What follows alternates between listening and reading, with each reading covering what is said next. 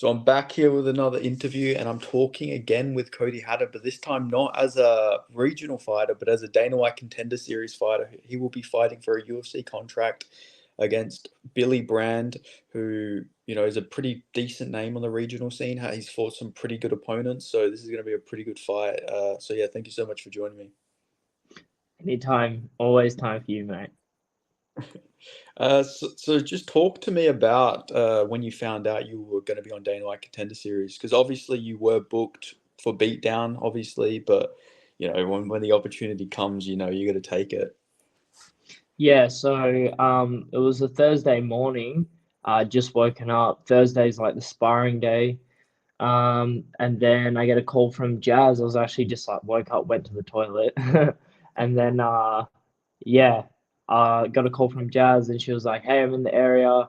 I'm with Aiden. He's a guy who like helps us out with a bit of media, does a bit of like recording for like yeah, like content and stuff like that."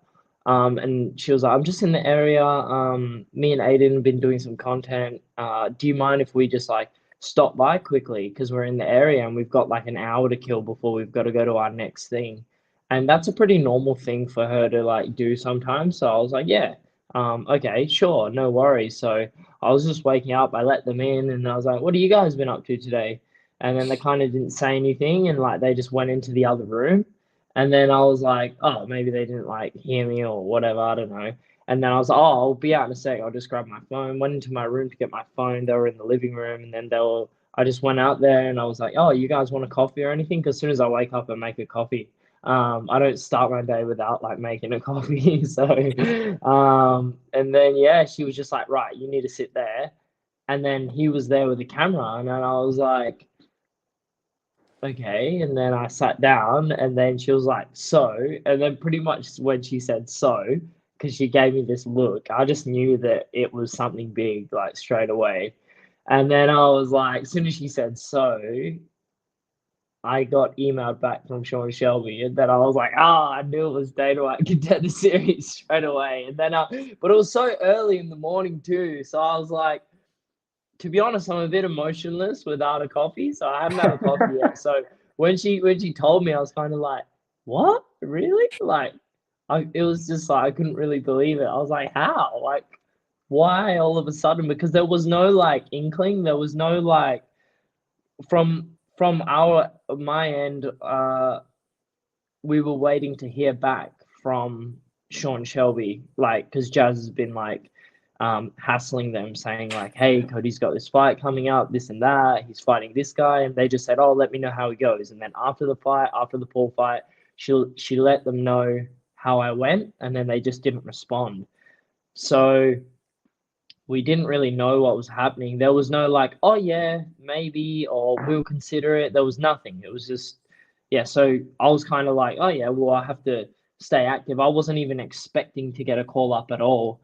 So that's hence why I had that fight on Beatdown booked. Um, and then yeah, and then when she said that, I was like, "No way!" I was like, couldn't believe it. I was like, it just felt like too good to be true. Even still feels like too good to be true, to be honest. um, and then yeah, and then I just like, yeah, even now seeing it on like the TV. It's like I've obviously trained my whole life for this moment, and to make it to the big leagues, but it still does seem very surreal. Even when I went over for the media and all that, I was like what? Like there's just like I was like, I can't believe this is happening. I can believe it because I've worked so hard for it, but at the same time, like I found out on Thursday and then I flew to Vegas that Monday. So I didn't really even have time to process it. And then amongst this as well, I had to keep it under wraps too. I wasn't allowed to tell my family. I didn't tell my partner until like 2 days later. I kept it from her. Um, and like we were chatting all the time, and it was just like I had to keep it from everyone. So it was like I couldn't really talk about it too much because it's like um I wasn't allowed to, and then I wasn't able to really think about it too because I had shit on. Like Thursday's sparring day, so I don't want to be too excited going into sparring. Sparring's like, right, I need to be like concentrating, and I can't really you have to be very present. You cannot think about things that are going to happen or things in the future, especially on like a sparring day. You have to be very present and focused because, if you're not focusing and sparring, that's when you could get caught with a big shot or injured or not 100% aware. So I had to kind of suppress it for a long time because I wasn't able to talk about it. I really had to suppress it. And then when it all came out, and then it's like I had to start telling people, and then only when people started asking me about it, that's when I started really thinking about how I felt towards it. I didn't really feel anything until I could talk about it, and then people started asking certain questions. And then I was like, "Oh, true, I haven't even really thought about that yet," because I had to keep it quiet. So it's been like mixed emotions with it all. Obviously, in shock, in awe, a little obviously like excited, super excited, but then also super nervous. I know that my whole life fucking depends on this, like I've been training my whole life for this. It's like, um, yeah, I don't want my life to go to waste, and it won't, So yeah, I feel like I'm carrying like literally everything I've been doing for the last like 20 years. Um, on my shoulders, and I'm got to make sure that I fucking perform and get in, So, yeah, and I know as well, like the opponent's a tough opponent too. Everyone at that level, I said it before on the podcast, like anyone who gets called up to fight on the Contender Series is a great fighter, and I would even argue 80% of the fighters who get called up to the Contender Series are probably better than like some guys that are in the UFC. I feel like well, you see it like all the fighters who are coming from Contender Series, they go on to the UFC and they dominate. They do really well. There's only been like one or two guys who haven't, but most guys who have come from the Contender Series, they're super talented. So I feel like the Contender Series is like the biggest talent pool. So I feel like it is, the hardest fight that you're gonna have is probably gonna be on there. There is no easy fights there, and there's no easy fights in the UFC either. So I know that the fight will be challenging. Great opponent, good fighter. But yeah, we're both hungry and we're both trying to get there and prove ourselves. So yeah, that's just how it is, and it'll Are be a you good fight. It'll be a hard fight. are you prepared Yeah. for his taunting? I watched all of his fights. He really likes to fucking taunt, doesn't he?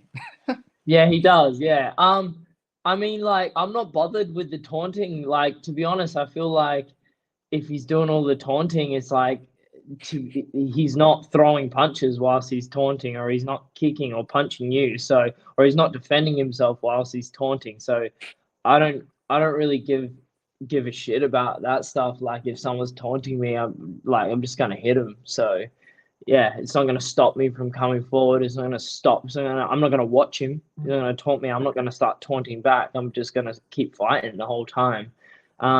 So yeah, for me, it's like if they're taunting, it's a bonus for me. It's like they're taking their mindset somewhere else. And some people need that. Some people need to try and get in other people's heads to win. Like I don't need that. I just come out and fight. And I put a pace on that, it's cracks a lot of people. And yeah, I mean, if he's, I don't even see the time for taunting really when I'm in front of someone. So yeah, we'll see. But yeah, You might be able to like fucking. He might lose his tongue if he taunts you at the wrong time. Because I watched his Talbot fight. He was like not dropped down, and he was like he kept putting his tongue out, and Talbot would just keep fucking punching him, and it's like he is gonna lose his fucking tongue in the cage if he does that against you. yeah, yeah, I mean, like I said, I fight at a high pace. I just don't think there'll be room for that. And if there is, it's not going to be good. That's for sure. Um, But yeah, like I said, he's a good fighter, man. Like he has all the skills. He makes people miss and this and that. But you don't win fights from taunting. So you can taunt all you want, but you got to hit the guy. So yeah, for me, it's like yeah, if he's not defending himself, I'm gonna be putting it on him. So yeah, for me, it Are doesn't you really a matter. are you a guy who watches a lot of tape, or do you just let Ramel do most of the tape? Yeah, like I watch a little bit. Like I watch the Payton Talbot fight for sure. Because all the other fights have been on Fight Pass. and I don't have a subscription at the moment. I'm always like signing up for like a month and then like canceling it, and then like if I want to see something on there, but like yeah, I'm always trying to save money. So maybe once I get into the UFC, I'll have a bit more money. I'll just keep my membership for a bit longer. But nah, in general, I don't watch too much because at the end of the day, I feel like that's your coach's job, number one. They're gonna watch and they're gonna say he does this, he does that, and then they're gonna prepare drills for you to do in the gym that you practice, and like things like he'll do this, and then reacting to those things. The biggest thing I think is like with opponents is bringing in sparring partners who have similar styles and stuff like that, which I have done. Um, and yeah, stuff like that. Just preparing. I don't. I like to not think about like what they're gonna do too much. It's more like what am I going to do. I'm focused on me and what I'm doing and what's in my control. I can't control what he does.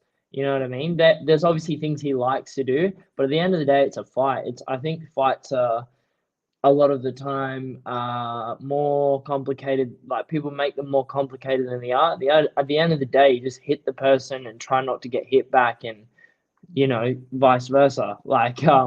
So it's just yeah. I'll let Ramel do a lot of the watching. I do watch as well, but yeah, I like to just let my coaches do most of the watching, tell me what they do, and then and that's with all my opponents. I've always done that. The thing is with tape is sometimes you can come up with this game plan, right?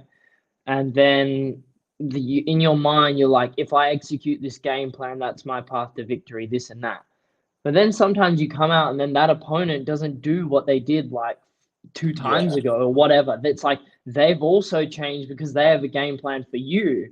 So then you both end up like he's not doing what he would normally do. You're not doing what you would normally do. And then it's like a completely different person in there. I just like to be adaptable when I'm in there. So, yeah, just adapt to whatever's put in front of me, and I'll figure the person out within the first minute or two. I'll know what they're trying to do, or if they're trying to set me up with something, I'll be able to see that. I just from how they're standing, even just from looking at their stance, I'll know what strikes they'll be able to generate a lot of power with.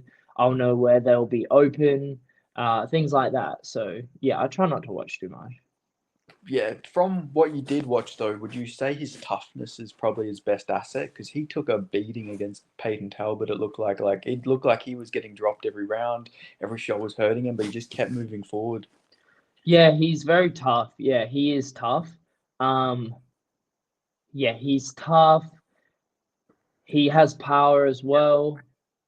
He looks quite strong. He looks like in grappling scenarios, he's very strong and good at defending takedowns, and um, quite strong in the clinch as well. He's good everywhere. Like I said, like it seems like good cardio too. Like he's anyone at that level, they're all gonna be great. You know what I mean? They're all high level. They're all good fighters. Anyone on the contender series. So yeah, I mean, I'm expecting a tough fight. I'm expecting a war. He's tough. I'm tough. We're both gonna go for it. That's what's gonna happen, and it definitely won't be a boring fight. If you watch his style and you watch my style, we're gonna try to kill each other. So, and that's what you'll always see with any one of my. I've never been in a boring fight, so. And I don't plan on being in a boring fight either. It's just not in me to fight boring. And I think he's the same. So yeah, I feel like it'll be a high paced fight, and yeah, it'll be exciting. That's for sure. Do you think a little bit about like if you can go in there and get him out of there in the first round? Do you compare yourself a little bit to Talbot? Because now obviously Talbot is the big thing right now at bantamweight. Do you think like I go in there, I'm gonna have like a massive hype train when I go in there? Like, is that go through your thought process, or are you just looking to win? Um, I haven't thought like too far beyond. I like to not think too far beyond like what's ahead of me, in front of me. Yeah, Um, for me, it's like obviously if I went in there and I get rid of the guy quickly, yeah, that would just be like wild. But in 2 years as well, people can get a lot better. People can, like, even that fight with Talbot. I would argue Talbot's a much better fighter than he is now than he was then. Watching him back then, I know I am. Like, if you watch my fight with Steve, that was a good fight, but I know I'm a better fighter now, and that's for sure. So people improve. People improve in a year. People improve in 6 months. So I haven't looked at it like that. Like, I don't really compare because I know that this game's like ever evolving. Um, and yeah, obviously he's gotten better too since then. Um, but so have I. So yeah, I haven't really thought about that, but I know that considering, yeah, now that you say that, yeah, considering that how well he did with Peyton, I mean, yeah, on paper, if I were to go and dispose of him quickly, then that makes me look very good. Um, I think either way, though, like hype wise, either way, you win your contender series fight and you get into the UFC, like, if you get a contract, either way, you're going to be hyped as fuck because, like, I'm already coming from Perth, man, it's so fucking small. If anyone around here does anything that's semi-spectacular, you're like a god because it's like it's funny, man. When I was in the US, it's like even I was talking to like Uber drivers in the US, everyone knows someone who's famous, or everyone's got a cousin or everyone's got like a relative or someone's relative's boyfriend or girlfriend who's semi-famous or doing something with their lives. Over here, we don't have any of that. It's like, who do you know that's like famous? You know what I mean? Like, you just, or some sort of star in their own field, whether it's like an actor or like a music artist or a fighter, or I don't know. Like, it's just unheard of over here. So I feel like anyone who kind of gets even close to anywhere over in Perth, especially Perth, because it's so small, is like regarded like kind of like a little bit of a local star. So I feel like regardless, like the hype will be there. Like, so yeah, I'm already getting that now. Like, I get a lot of like people showing a lot of love even now. Like, I'm not even there yet, and I get people like, "Oh, hey, you fought Steve Erceg. Oh, I was there at that fight. Can I have a photo with you?" And I'm not even anyone, like not yet anyway.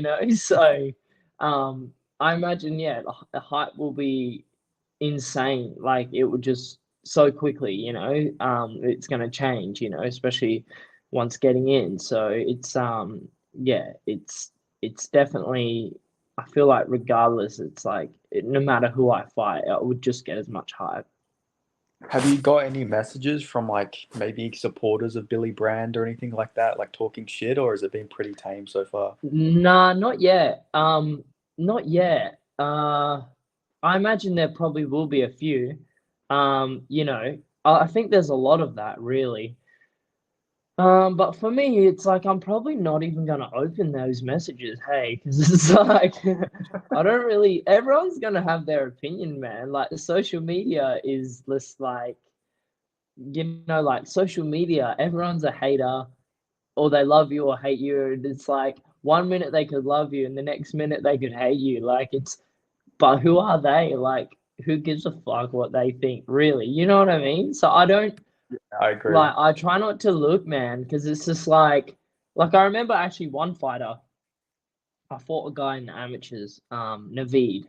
Um, Good fight, and I actually got messaged by one of his like fans, and he was like, "Oh, Naveed's gonna smash you, this and that." And at the time, I remember being like, like a bit like pissed off about it. Like, what? Like I got mad, but then I was just thinking, like, who actually cares? And it's the same with this. Like, who actually cares what someone else thinks?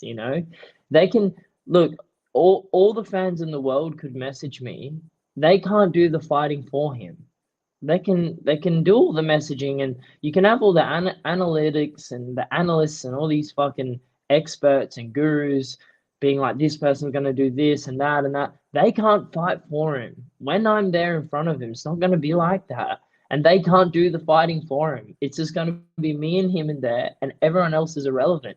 His coaches, training partners, my coaches, they can't fight for me. The only one who can do it is me and him, and that's it. So everything else is just noise. I don't really care, you know. It's like it's not going to change nothing, you know, like regardless of who says what or, you know, whatever statements are made, this and that, it's not going to change the fact that at the end of the day is this two dudes going to fight in a cage and no one else can help them in there. Like no one can help me and no one can help him. It's just going to be us and that's it, you know. So to me, I don't pay attention, man, you know.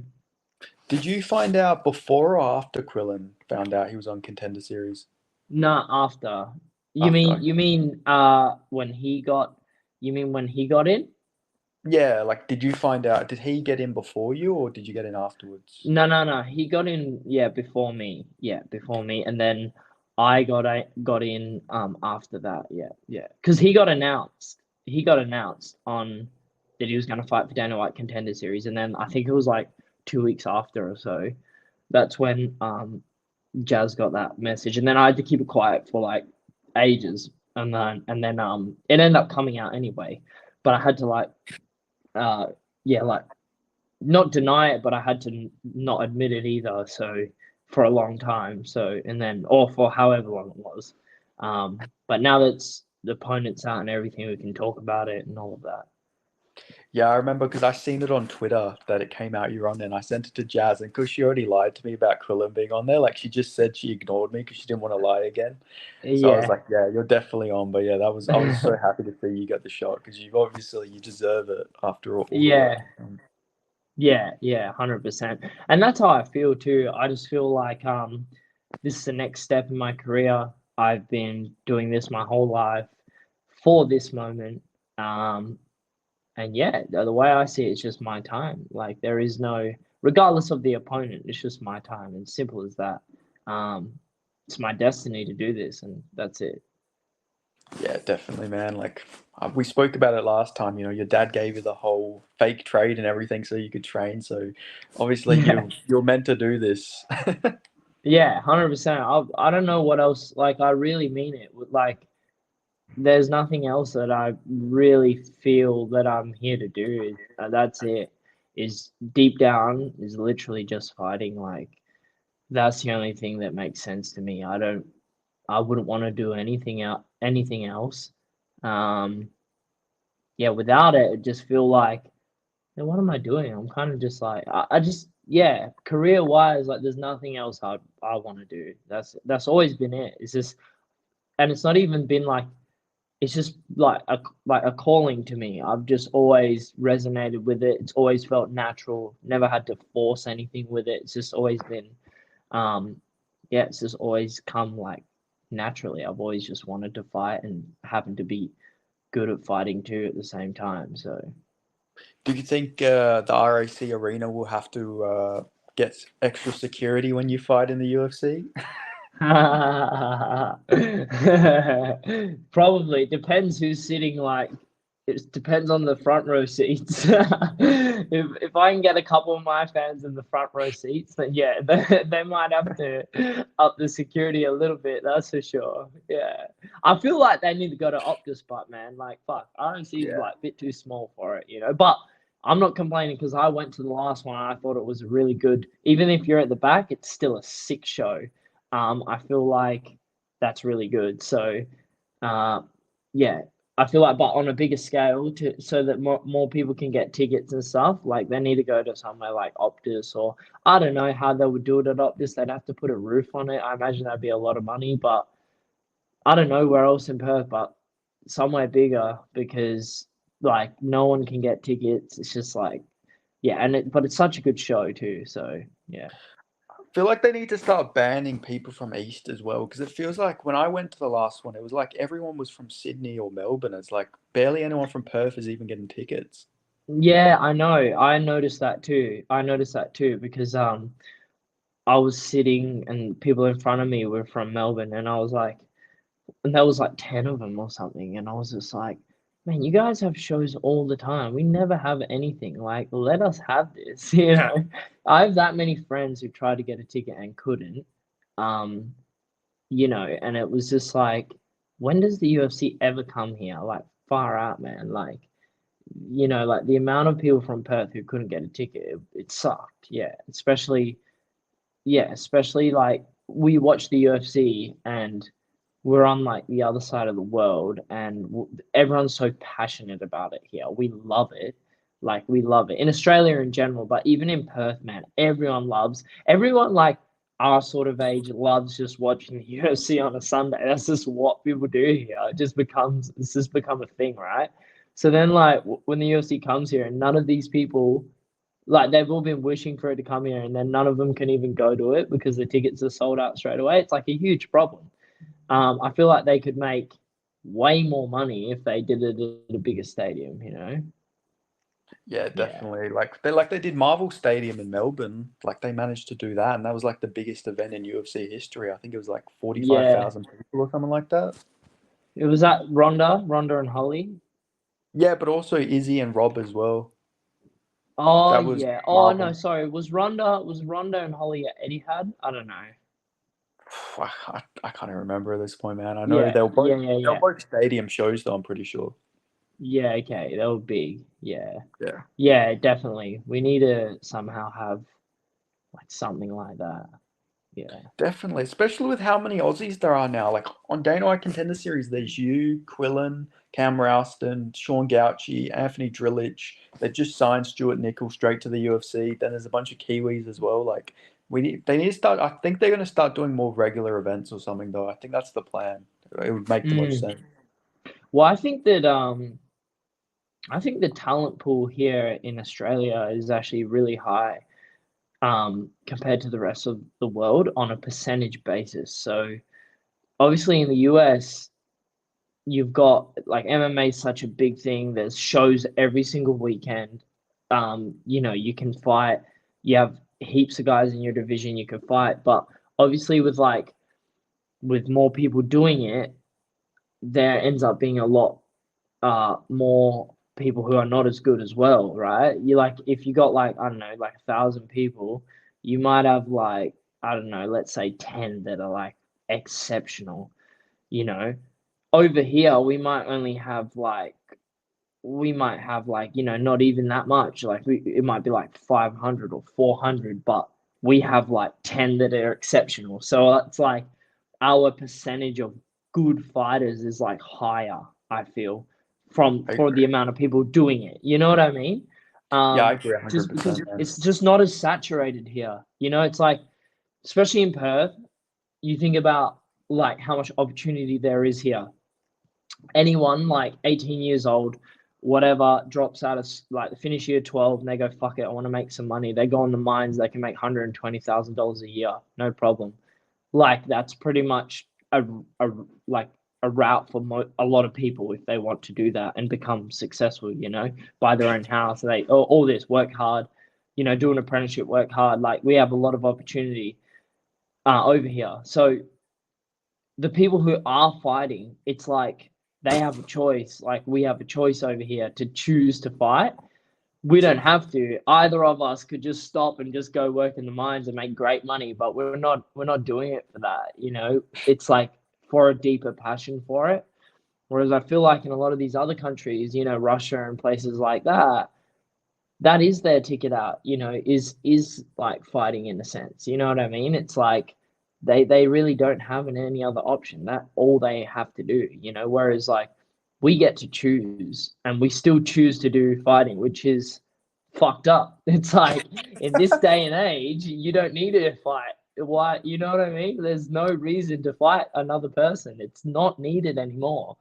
However, some people are just drawn to it. And I feel like that's the difference. It's just not as saturated, not as many people doing it. So therefore, the people who are doing it are serious about it. They're like, no, no, no, this is what I want to do. I don't want to work. They're turning down like to go work in the mines for $120,000 a year. They'd rather go and fight. That's essentially what most people are.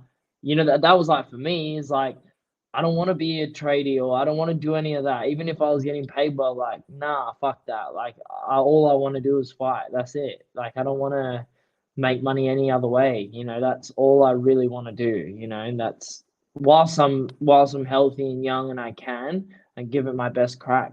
Give it my best shot. That's all you can ask for yourself. So yeah, you don't want to be looking back going, oh, I could have. What if I? You know what I mean? I want to just do it all and at the end just say fuck, I did it, I did my best, tried my best. It's better to try than to just not try because you're scared of failing. You know what I mean? So I'd rather try and just see what happens. The sky is the limit. So yeah, I feel like that's the difference. Well, in my opinion, you went to a competitive fight with, in my opinion, the uncrowned UFC flyweight champion. Like, I mean, that just shows your level. And I know I seen you in an interview speak about how that actually worries you more because Pantoja beat Steve and you had that fight with Steve, which I love that mentality that you have with that. Like, yeah. Yeah, well, that's like just like, well, damn, Steve beat me and Steve lost to that guy. It's like, fuck, I got to get a lot better, to be on that level. And not to mention they're flyweights too, and I'm fighting at bantam, So I have gotten a bit bigger since then, and bit of a late developer. So now I've filled out a lot more, and I'm in a much better spot. I'm not a crazy big bantamweight.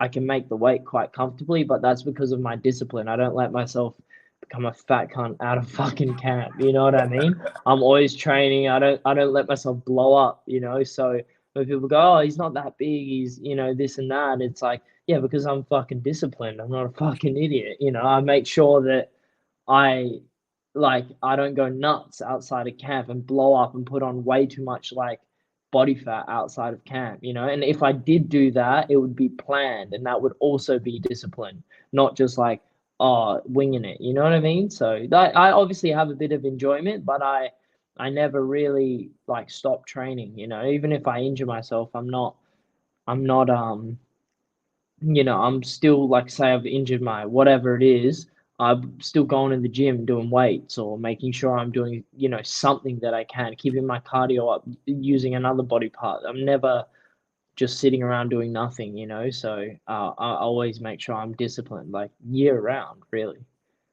Are you a big drinker out of camp? Or do Nah, you I not hate drink? drinking. Never, Yeah. nah.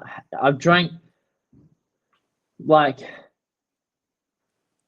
yeah, I could probably count the amount of times on my fingers that I've drank, So I'd say it's like probably like twice a year, maybe 3 times a year. That's like some years it's been like only New Year's Eve. That's the only day really, New Year's Eve, because a lot of my friends are obviously off work, so it makes sense to catch up with them in that sort of environment. But yeah, never. I've never been into the drinking, man. It's just, yeah. I had my first drink when I was 18, so, and I grew up around alcohol, a lot of alcohol. I had my first drink when I was 18. Yeah, I'd never drank before that, and I was just, yeah, just not a big drinker at all, man. Yeah, I don't have time for it. Even if I wasn't an athlete, I probably still wouldn't be a big drinker anyway because I don't enjoy it. That's just as simple as that. Like it's not. Yeah, it's just for me. It just I don't like the way it makes me feel. The whole how you feel the next day. Like I just Yeah, no, I don't. absolutely. It's just not worth it, bro.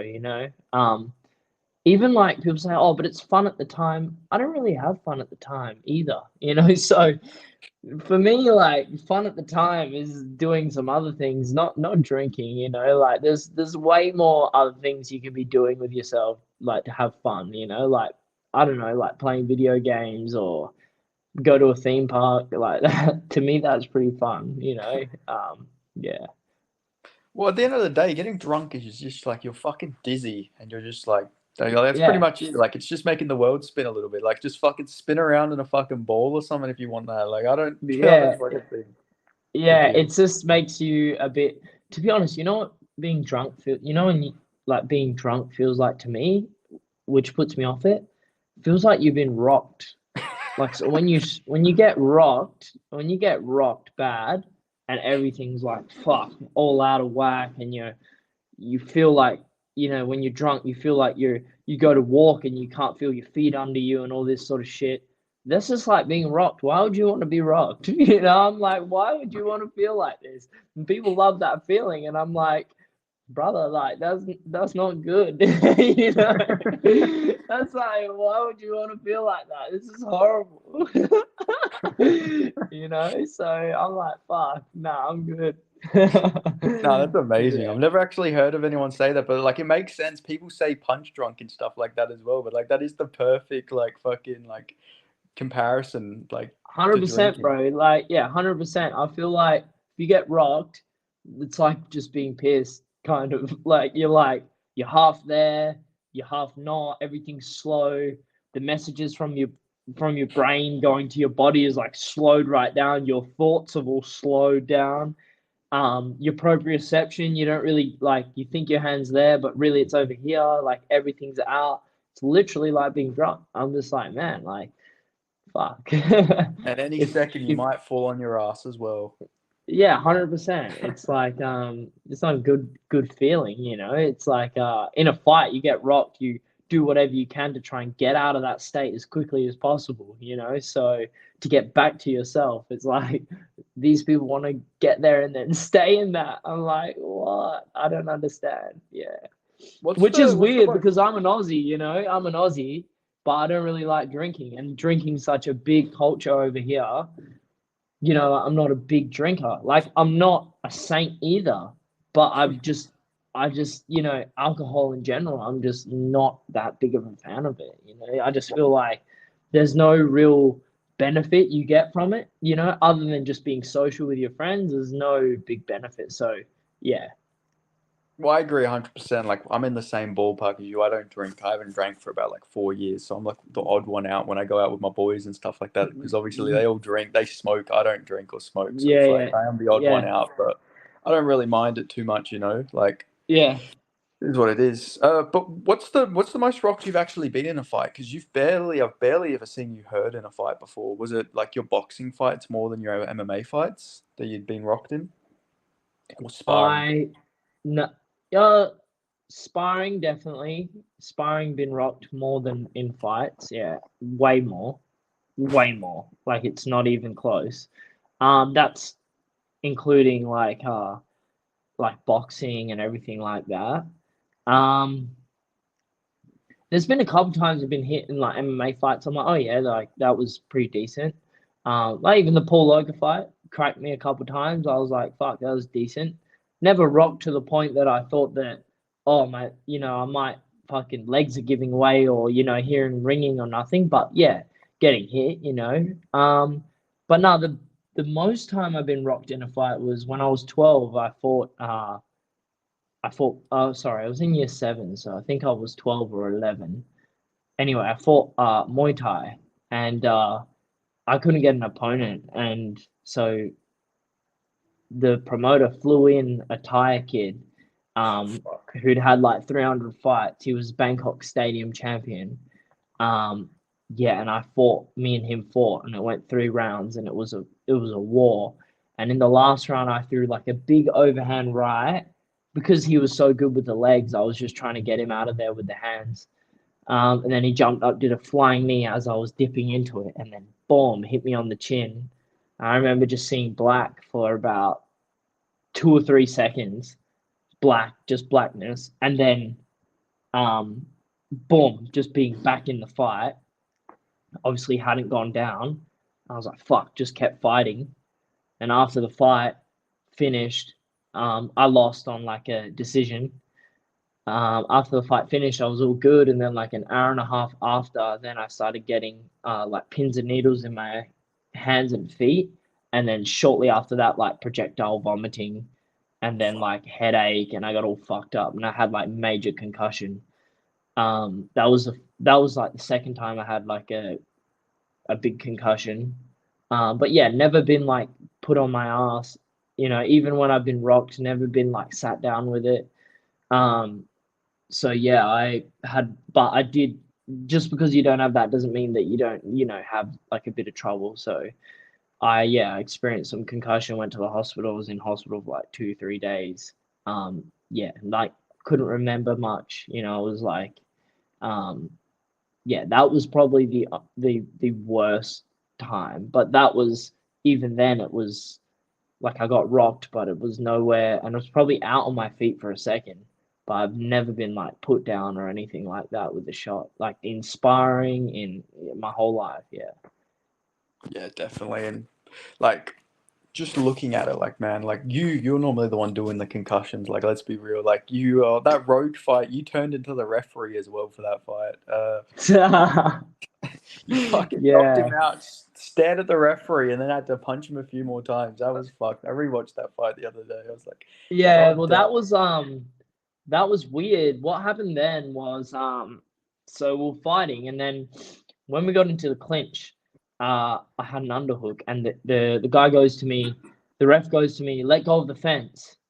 And when you put your hand on the fence, because it's open, obviously your fingers go through it. And it's kind of just instinct just to like kind of like hook it. It's not like I wasn't holding it to try and keep him stuck there like this, but my fingers were kind of through it. But at the same time, I was hitting him with the other hand. So the ref said, let go of the fence. So then I let go of the fence. But I thought the ref had said like, let go of the fence, as in like DQ type vibe, like let go of the fence, or like. So I stopped, and then I looked at him. I was like, sorry. And then the guy was out. So then like I looked at him, and he didn't say anything. So I was like, oh, am I all good? And then I just hit him again. and then he was like, stop. And then I was like, oh shit. He said stop. And so I was like, oh, am I being DQ'd right now because I've been holding the fence? And then I was like, all good? Like, is that like, what's going on? And he was like, no, it's over. And I was like, okay. And I wasn't sure if like I'd been disqualified or not. So that's what happened there. Um, it looked like on the video I'm hitting the guy, and then I look at the ref like, do you want me to keep hitting him? And then he didn't do anything. I kept hitting him. But really, at the time, in my mind, it was he said, yeah, I was hitting him, and then as he was going down, my hand was like going past the fence, and at some point my fingers hooked in it, and he said, let go of the fence, and I went, oh shit, sorry.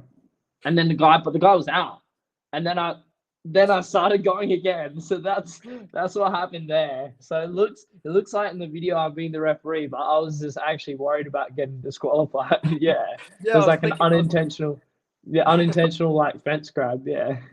yeah, because I was looking at it, I was like, damn, you're so merciful in that. Like, and then you start punching him again, but no, you didn't give a fuck about him. It was just all about not getting DQ'd. I love that. Yeah, Killer instinct. that's what it was. Yeah. That's Yeah. true killer So instinct yeah. right there. Yeah. How how Yeah. actu- how was Vegas when you went there? Was that your first time going to the States? No, I've been to the States before. That was my second time in Vegas. I went to Vegas before. Um, after the World Jiu-Jitsu in the World Championships in 2017, I hung around America, California for like 3 months. And I just went to a boxing gym over there and like started boxing again because I pretty much took a year off from boxing to focus on jiu-jitsu. Um, and then yeah, I then after the world, I was like, right, I need to get back into some striking. So I went down to this boxing gym and I was just boxing there. And then one of the guys was actually fighting in Vegas on a pro card at Mandalay Bay. So me and my mate, I was staying with him at the time, we were like, let's go watch him. So then we went to Vegas for like less than 24 hours to watch him. So I'd experienced Vegas before. And then, so I kind of knew what to expect, but because we were only there for a short time before, like I couldn't really, there was so much going on, I couldn't really remember and take it in. But this time I got to like remember it and take it in. And like I always thought it wasn't as big as they thought it was, but now being back there, I thought shit, this place is pretty big and nuts. So, um, yeah, it was cool, but like Vegas in general is like, unless you love like partying, gambling, like there's not like much else to really do. It's just it is what it is. Sin City, like it is what it is. The good thing about Vegas though is the one thing, there is a lot of shows on. So whether it's like artists come to town and do like concerts, or whether it's like magic shows are on, there's like a lot of shows and like obviously fights. There's boxing on there all the time. There's MMA on there, the UFC. Like that's good. Like for sports and stuff, like that's good. For events, it's really good. It's the mecca for events. So, but I mean, outside of the events, like as in like food and stuff like that. It's like the food's okay, but I would argue that our food here is probably better, like to be Definitely honest. healthier. Yeah, healthier and just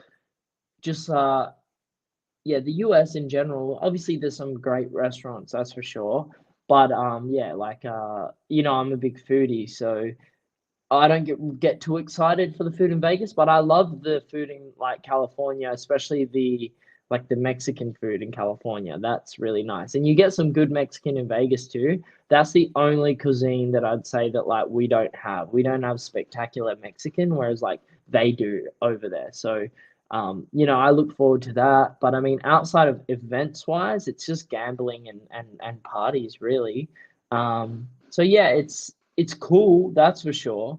But I mean, if you were going there, let's say for a holiday, I'd say after a week, you'd be like, okay, I want to, chill out a bit. Yeah, I think a week would be like max there. Yeah, Did you yeah. run into any like interesting characters when you're there? Because obviously there is all the memes about how Americans can be, like, not all Americans are the same, but some loud, they love their guns, them types of stereotypes. Did you run into anyone like that when you were there?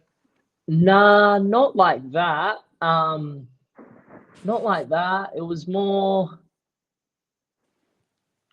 no, to be honest, not like that. But I remember when we got picked up in a couple of like Ubers and stuff like that, we were talking to the drivers, and then we were saying, "Oh yeah, what's do you live out here?" Like, and they're like, "Yeah, where you guys from?" We'd be like, "Oh, we're from Perth and Australia, West Australia," and then they would just say, "Oh yeah, we live out here," and we're like, "What's it like? Like, what do you have any advice for people visiting? Like, what you should do or what you should avoid, or like what's the go? What's it like out here?" And they're all like, oh, well, like you'll be pretty safe on like the strip, but if you turn down some side streets, like it can get pretty like dodgy. So just make sure you don't go down any like dodgy, like kind of outer skirt side strips. Just stay on the main strip and you'll be sweet. There's not too many issues there. So it was pretty tame like that, as in like on the strip, it was pretty everyone's pretty friendly.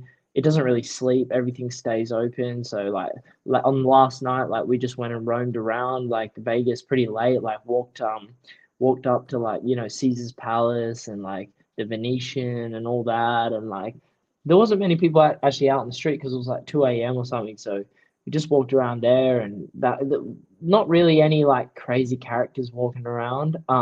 But they did warn me like, yeah, don't go down any like weird side streets or that's anything like that, because there's definitely can be some trouble down there. So, but yeah, I mean, as well, I was there for like only 2.5 weeks. Oh, sorry, 2.5 days or something, not even.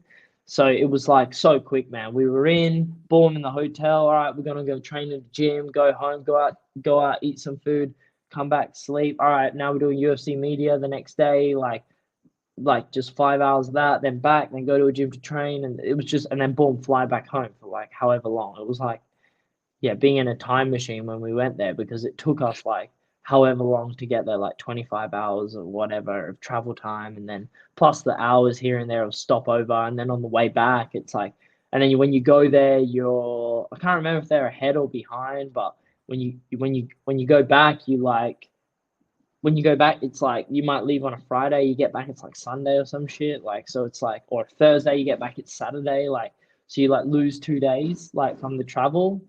And then because of they're ahead or behind or however it works out. So it was just like very quick. So, but it'll be cool after the fight's done to actually go and like explore it a bit more and enjoy it. But yeah, I mean, I'm obviously in a mindset of it's just all business when I'm there. It's all business.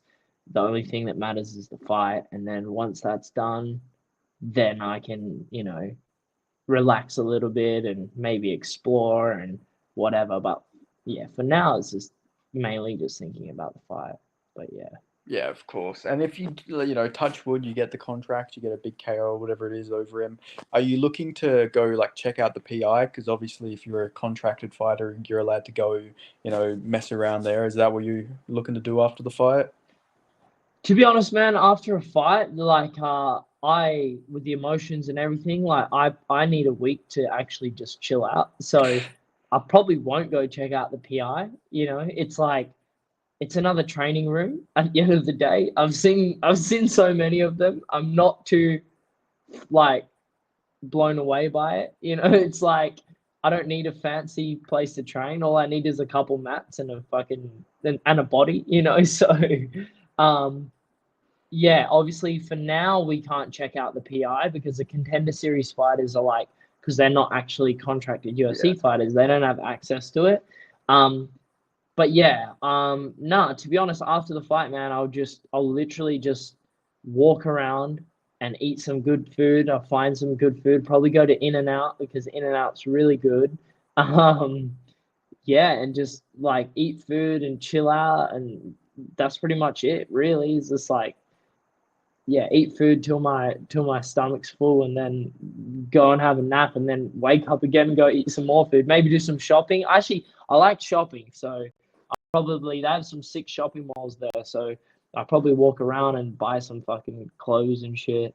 Um, yeah, the coffee sucks there, which is a shame because I love coffee.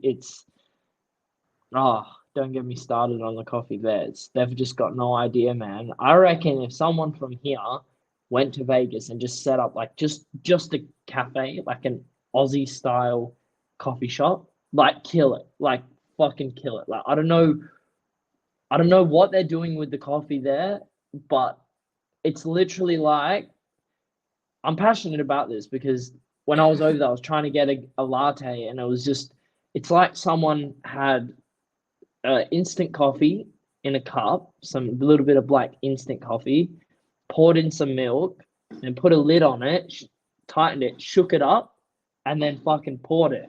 And it was like, that was your coffee. It was like, what the fuck is this shit? Like, it was just terrible, man. So I'm not looking forward to that. So I need a good coffee, that's for sure. So when I'm over there, I'll probably just drink black coffee because black coffee is pretty similar wherever you go. But yeah, any sort of you're not getting latte art over there, put it that way. That's like a little side hustle you should start when you're like, when you're fighting over there. You should like start like trying to get like a Aussie sponsorship or something for like, or set your own shop up while you're there. That'd be a good little side hustle. Show them how Yeah, good Aussie coffee is. yeah. Oh man, it's the coffee here is insane, dude. Like I think we take it for granted. Like in Australia in general, I think people who live here, and obviously it's nice to travel and go to a bunch of different places, but at the end of the day, when you realize how good we do have it here, like we're very lucky to live here in Australia, and I'm lucky to have been born here. Compared to the rest of the world, I just feel like, no matter how big I get, no matter how much money I have, I'll always want to call Perth home, and I'll always want to live here. Like, there's nowhere else I want to live. I've been to the US, I've been to some other countries, and yeah, I reckon what we have here is like a blessing, So people from Perth should really be blessed. A lot of people talk, oh, I just want to get out of Perth. I hate Perth. It's like, man, book a flight to anywhere else in the world, and you'll realize how good we have it here. So Yeah, I agree 100%. But I am biased yeah, as well. yeah, exactly. Yeah, Australia in general it's a great place to be. It's a great place to live. It's a land of opportunity. Um, yeah, I mean, from everything, from our food to like opportunities to um, just like even the school system here, like just everything, man. It's like we have it quite good. Yeah, like even the uni stuff is like you can get a hex debt, go to uni and you've got a hex debt. Okay, all good. It's not like you have to pay for your uni up front and then go there. Like just there's so many perks of like just it being in Australia, like the health system here. Yeah, I was about to say health system. Having health, like I remember in the US last time I was there, had this little cut on my eyeball. I went swimming at like it was like a leisure center or something, like a gym where they had, and I'd just do like laps for fitness. And came home and like my eye, every time I closed it was killing, and it just this thing wouldn't go away, and I had to go to the hospital because I was like, man, my eye's fucked.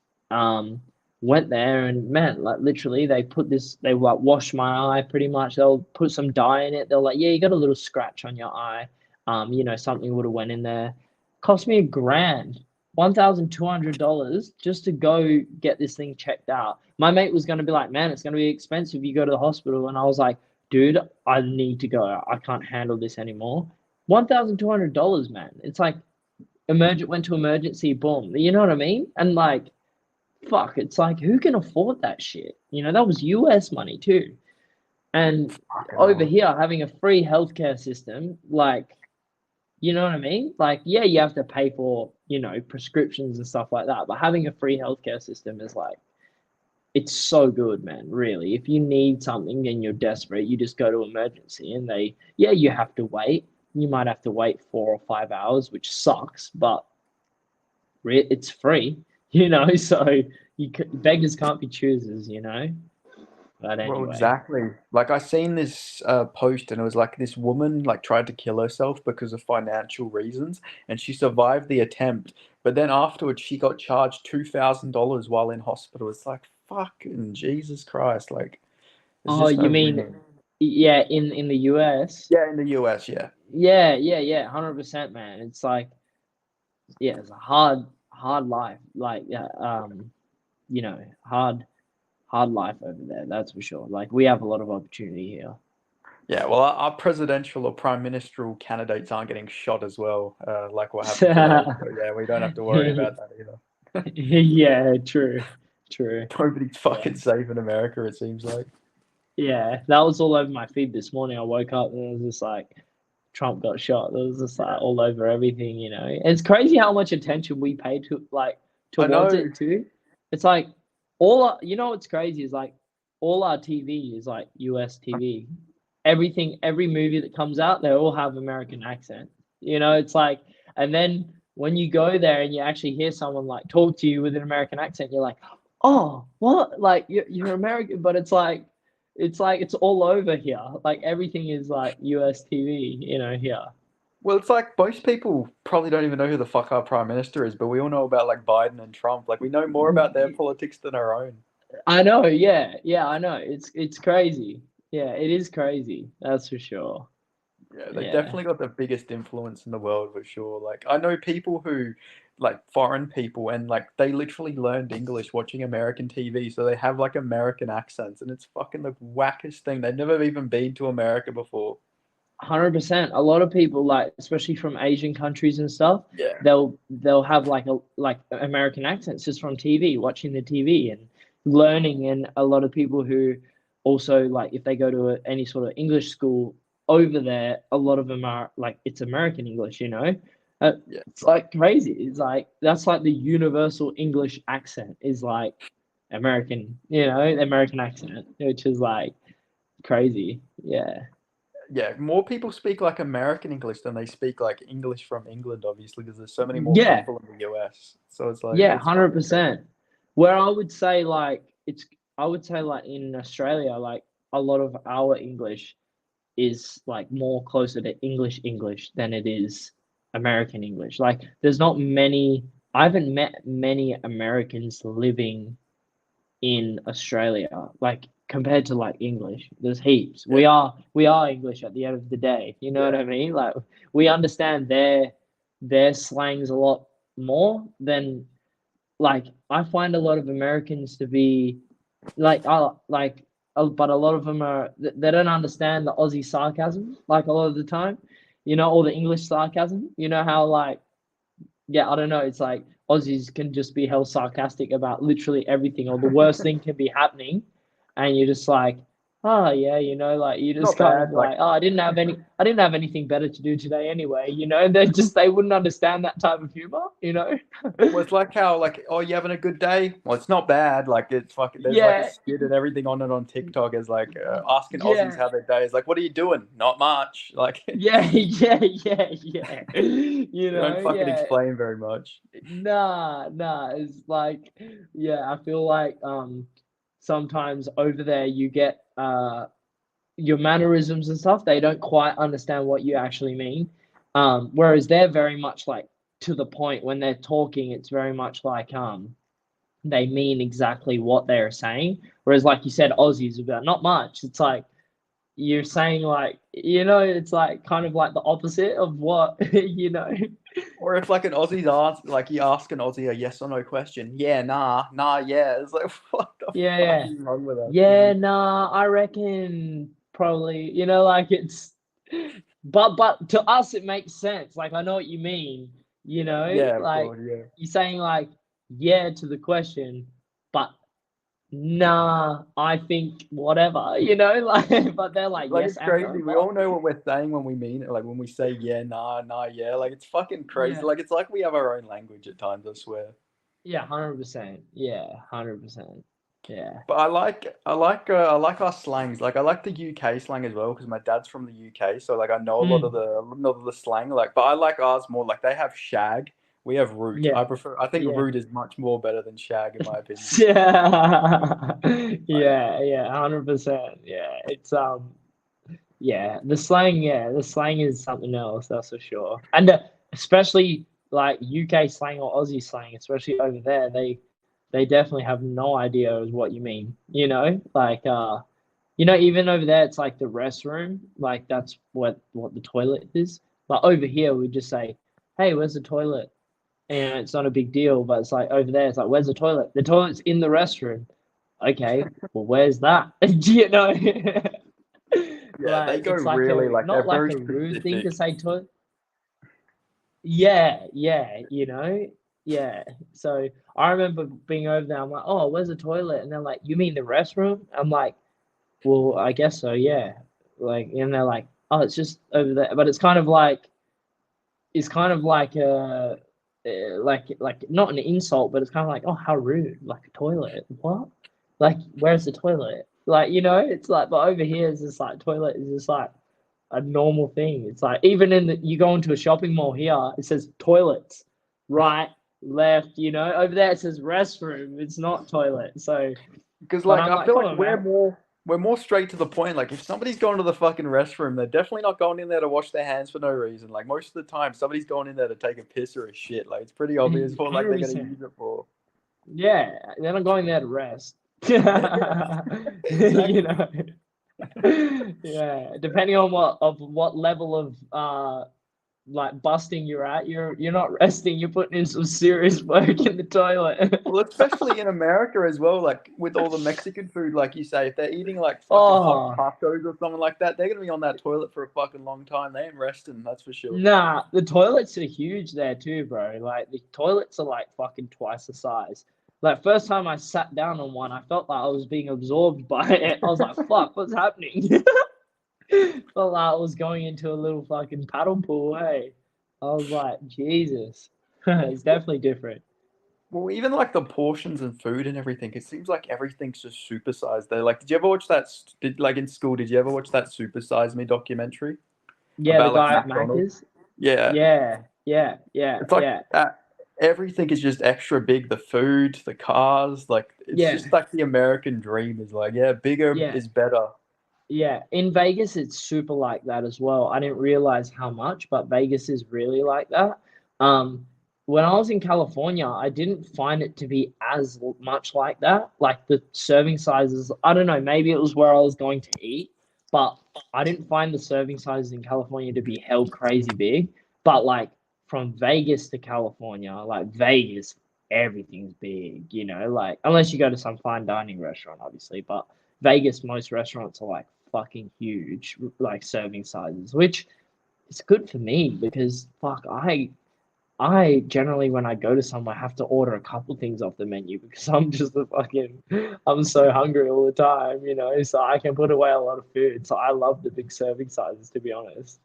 Are we gonna get like a post Paddy Pimlet type fucking like a victory lap after you get the contract? Are you gonna go and just eat everything there is in Vegas?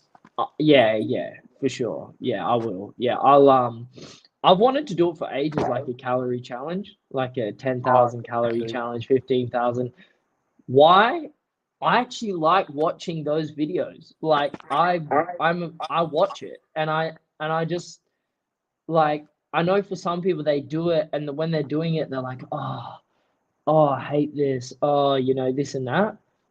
Um, but yeah, I wouldn't do it if I felt like that. I would just enjoy it, and enjoy it to the extent. I don't know if it'd be 15,000, 10,000, or whatever. But yeah, I'm just going around eating all the food. Like I'd like to make videos on that. That'd be cool.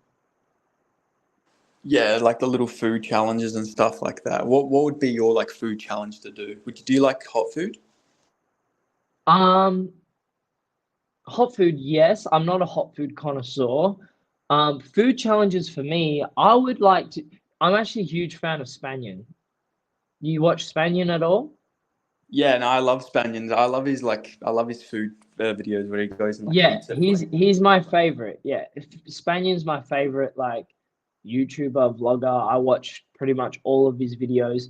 I watch some of the Into the Hood ones, but I'm more interested in like he did it. He went to the US recently, and then he was around there fucking um eating at like Popeyes and all these joints or whatever. And like I would just do one like that probably, but I don't know if I would do um like a one day. I wouldn't want to eat so much fast food in one day. Like for instance, I wouldn't go to Taco Bell for breakfast and then I wouldn't have In and Out for lunch and then eat some like Papa John's pizza for fucking dinner or whatever. I wouldn't do that because I'd feel like shit.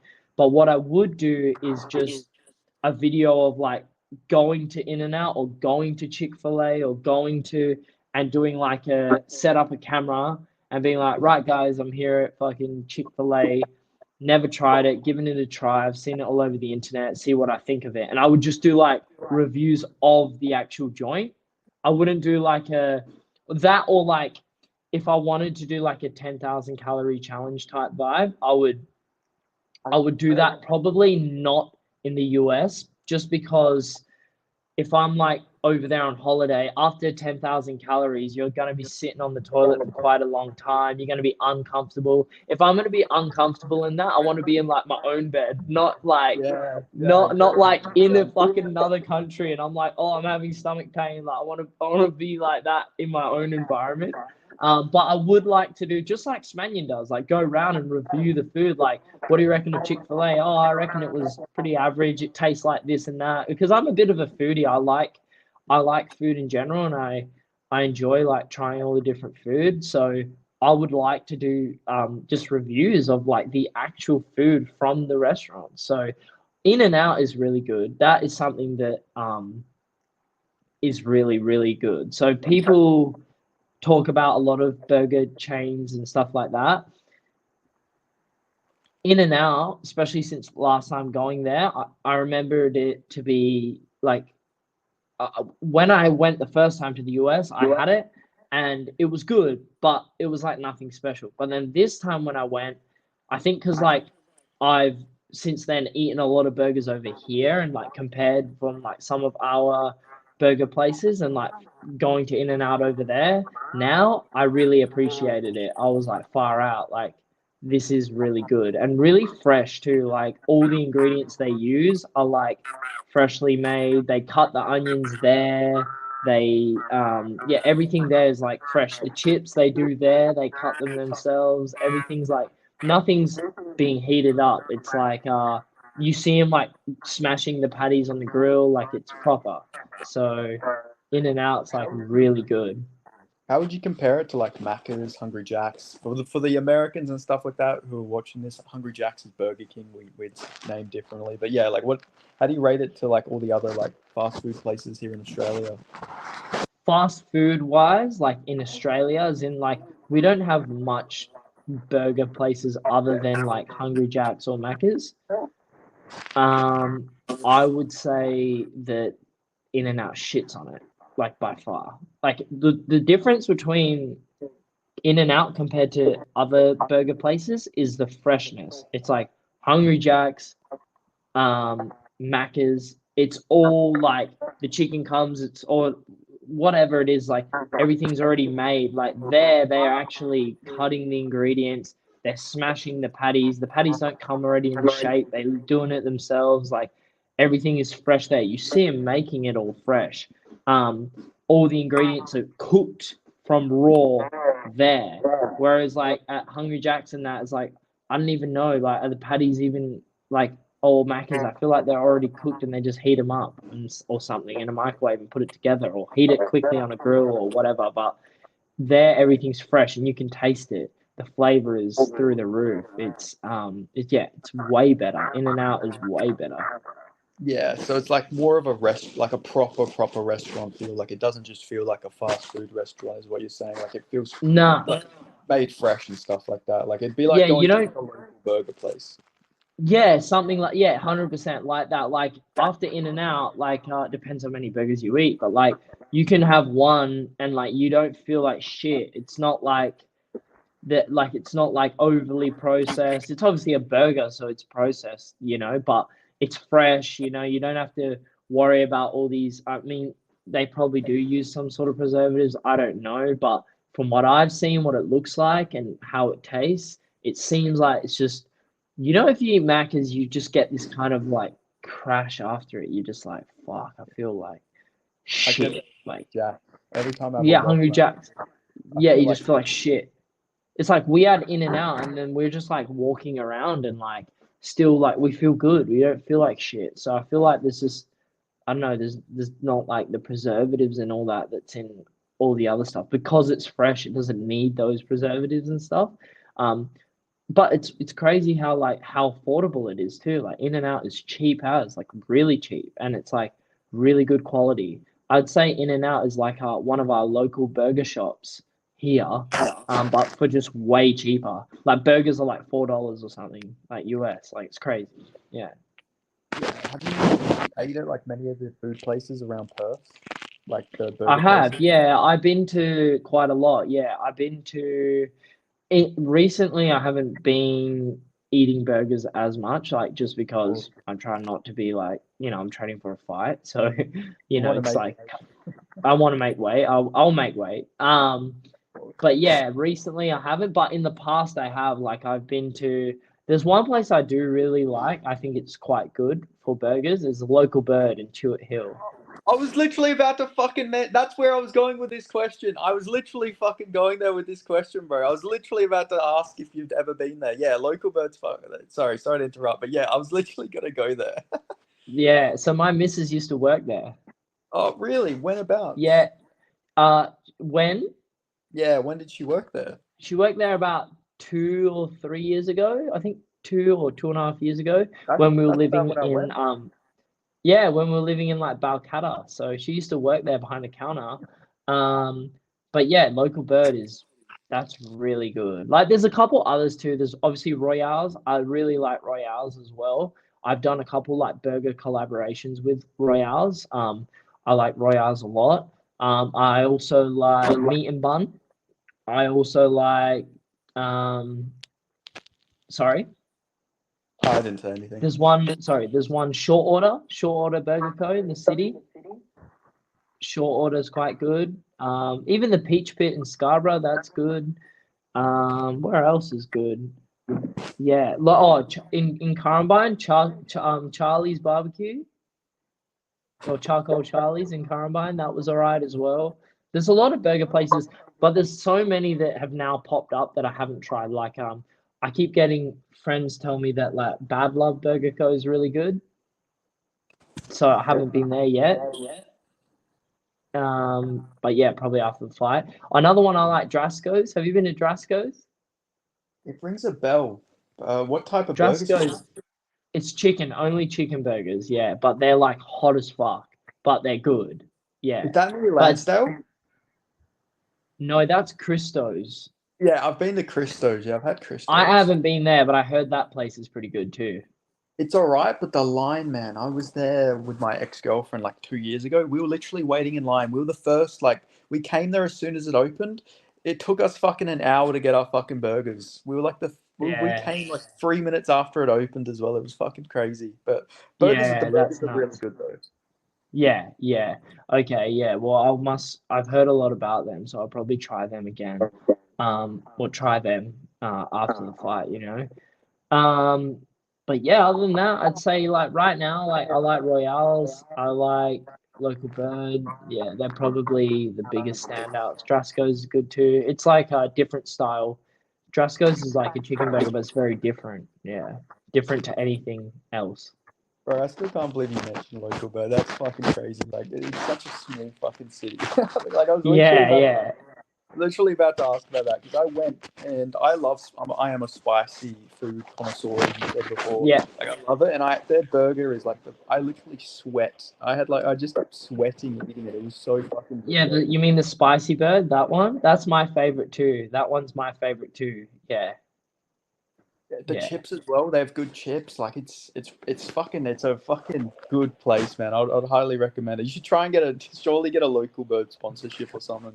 I think I'll probably have a Royale sponsorship before that. Royale's actually sponsor our gym. Yeah, because that's where the Salkild's. That's where his burger came from, right? Because there was like a little Yeah. burger unit or something. Was that Royale's? Yeah, yeah. So Royale's did a Quillen a Sal burger, and they did I did a burger there too at Royale's as well. Yeah, yeah, like a chicken one. Yeah, yeah, yeah. Which was like a spicy one as well, like kind of similar. Um, yeah. Yeah. What did you have on your burger, if you can remember? It was a like a chicken burger, so it was like the bun, obviously. And then it was like chipotle mayo, fried chicken, cheese, bacon. So kind of like a cheesy bacon tender crisp from Hungry Jack's, but with like chipotle, like a spicy mayo through it. But then and then it had like lettuce and tomato. But then I wanted it to just be that. But then they said it's pretty similar to a burger we already have on the menu, so you had to add something in there.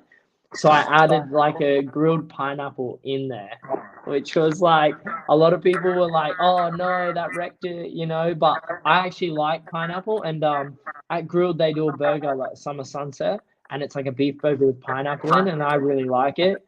So I thought, fuck it, I'll chuck it in there, and it was actually really good, like because the spiciness of the sauce, and then like with the fried, the friedness of the chicken, it it was like spicy and fried. So, if you eat too much fried food, you get that like oily taste in your mouth. And then Yeah. the pineapple like cut straight through that because it was like sweet and fresh and had been like grilled a little bit. So I thought it was like the perfect balance, especially with the spice. The pineapple just like offset that, which some people like pineapple on pizza and stuff like that. Some people don't. Are It's you very um like particular. are you a pineapple on pizza enjoyer? Yeah, yeah.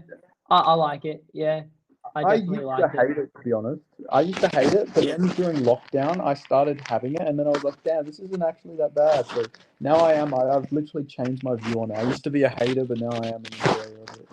Yeah. For me, like olives, like I love olives on a pizza. That's like big, spicy, some sort of spice on a pizza. Yeah. Yeah. My perfect pizza is like pepperoni, jalapenos, chili flakes, Yeah. mushroom, olives, Yum. capsicum. That's fine. Yeah, yum. That's like, yeah, 100%. Especially with the veggies. Like Yeah. I like the mushroom, olives, fucking even onion sometimes. Like you get like onion on there, that's wicked. But yeah. Yeah, it's good. I hope this isn't like torture talking about this while you're in fucking fight camp, bro. Nah, it's fine.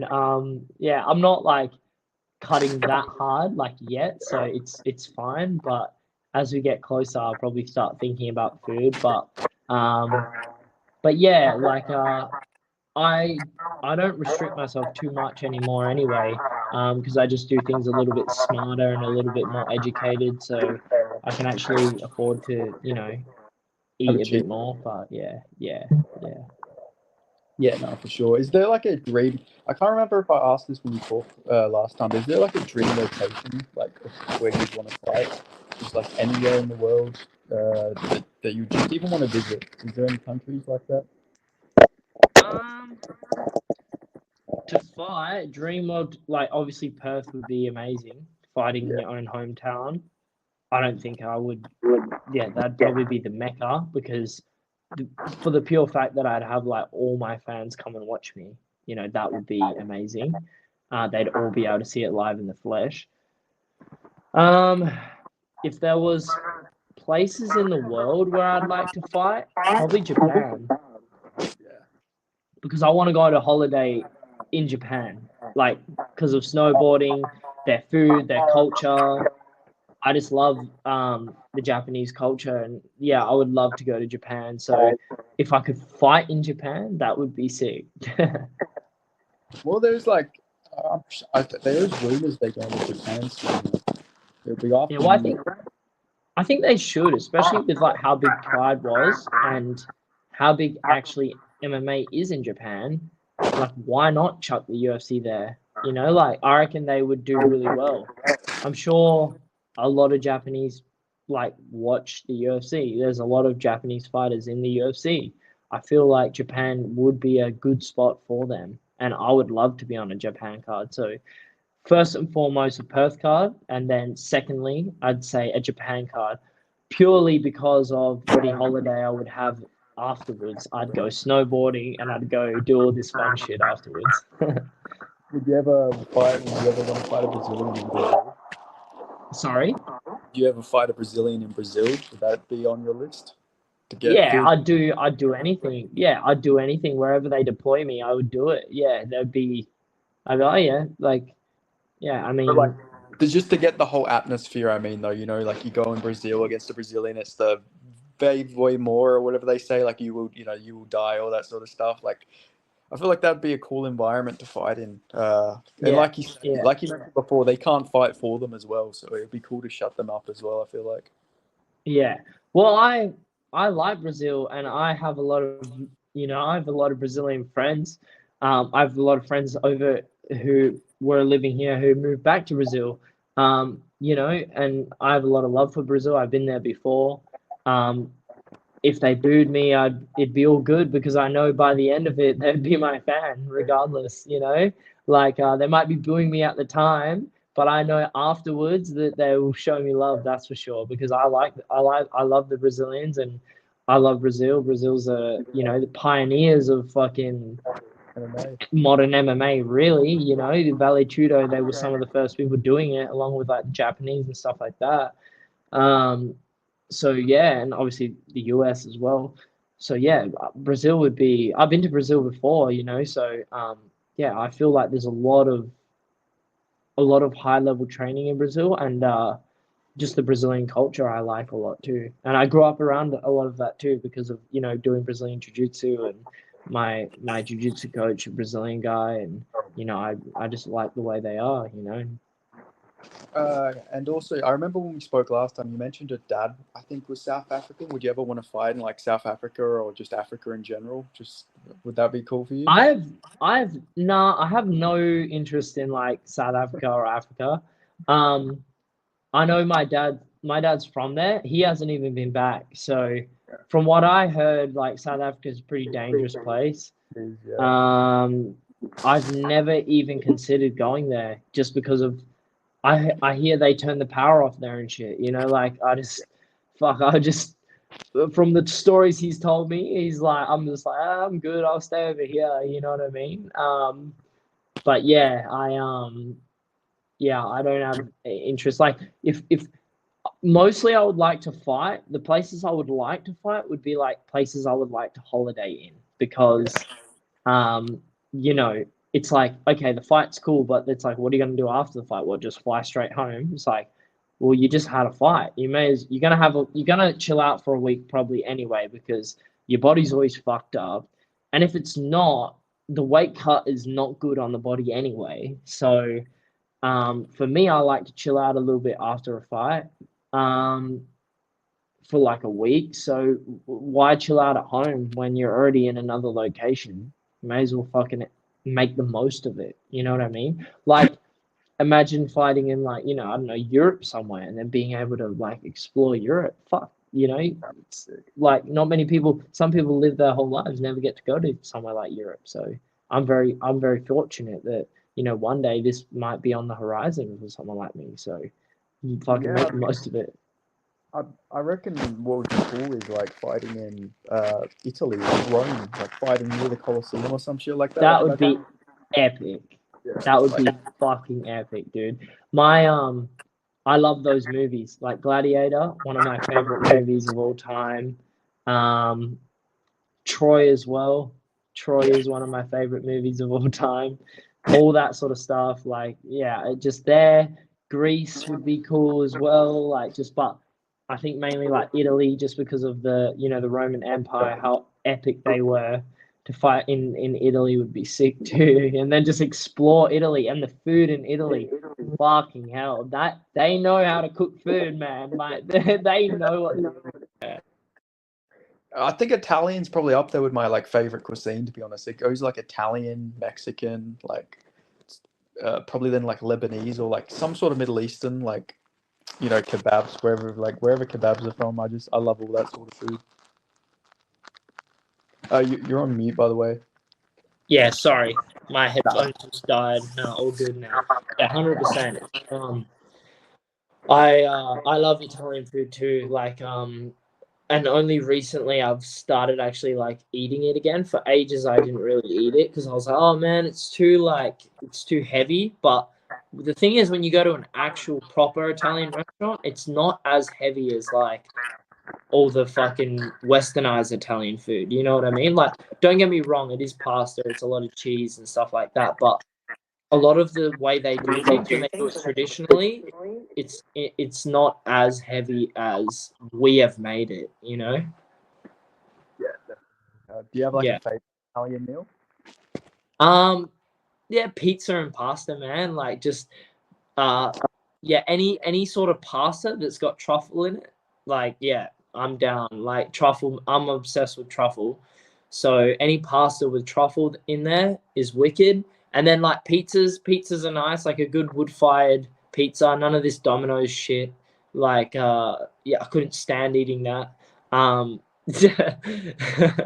no Pizza Hut, none of that shit. Just a good wood-fired pizza, man, is fucking hard to beat if it's done right, So yeah, it's got to be like the light base, but like really airy and yeah, just like not too saturated in toppings, but like enough on there. But yeah, just yeah. So and olives, fucking olives, man. Chuck olives on a pizza. I'm down. Yeah. Do you prefer like the green olives or black olives? I prefer the black ones now. Yeah, like calamatas. Yeah. I feel like the flavor is just more, like you get that olive flavor more. Yeah, definitely. Have you ever heard of iPasta, like the company? Nah. It was like there's a pasta factory in I think it's Wangara. I used to work there, and they used to supply us with free pasta every day. And it was like I was literally eating fucking pasta like every day, like carbonara with like truffles and stuff like that. It was fucking crazy, man. Oh, no way. Yeah, it was a bit overkill though. I was literally eating pasta probably every day I would work, and it was like holy shit though. It was really good. Fuck, that's crazy. I didn't know. No, I didn't know there was no. I didn't know there was a place like that here. I thought like most of these restaurants would just be like importing the fucking. Because some of these restaurants I go to, like they import the flour from Italy, whatever, because their flour is different to ours too. Apparently their flour has like 90% less or 80% less gluten than our flour. For whatever reason, their wheat is just different. And probably GMOs. Like, I don't think they use like the GMOs like we do. So their flour and their pizzas, like I think, like a lot of the places I've been to, they make their own pasta in store. Like recently I went to Monsterella. I don't know if you've been there. It's in Wembley.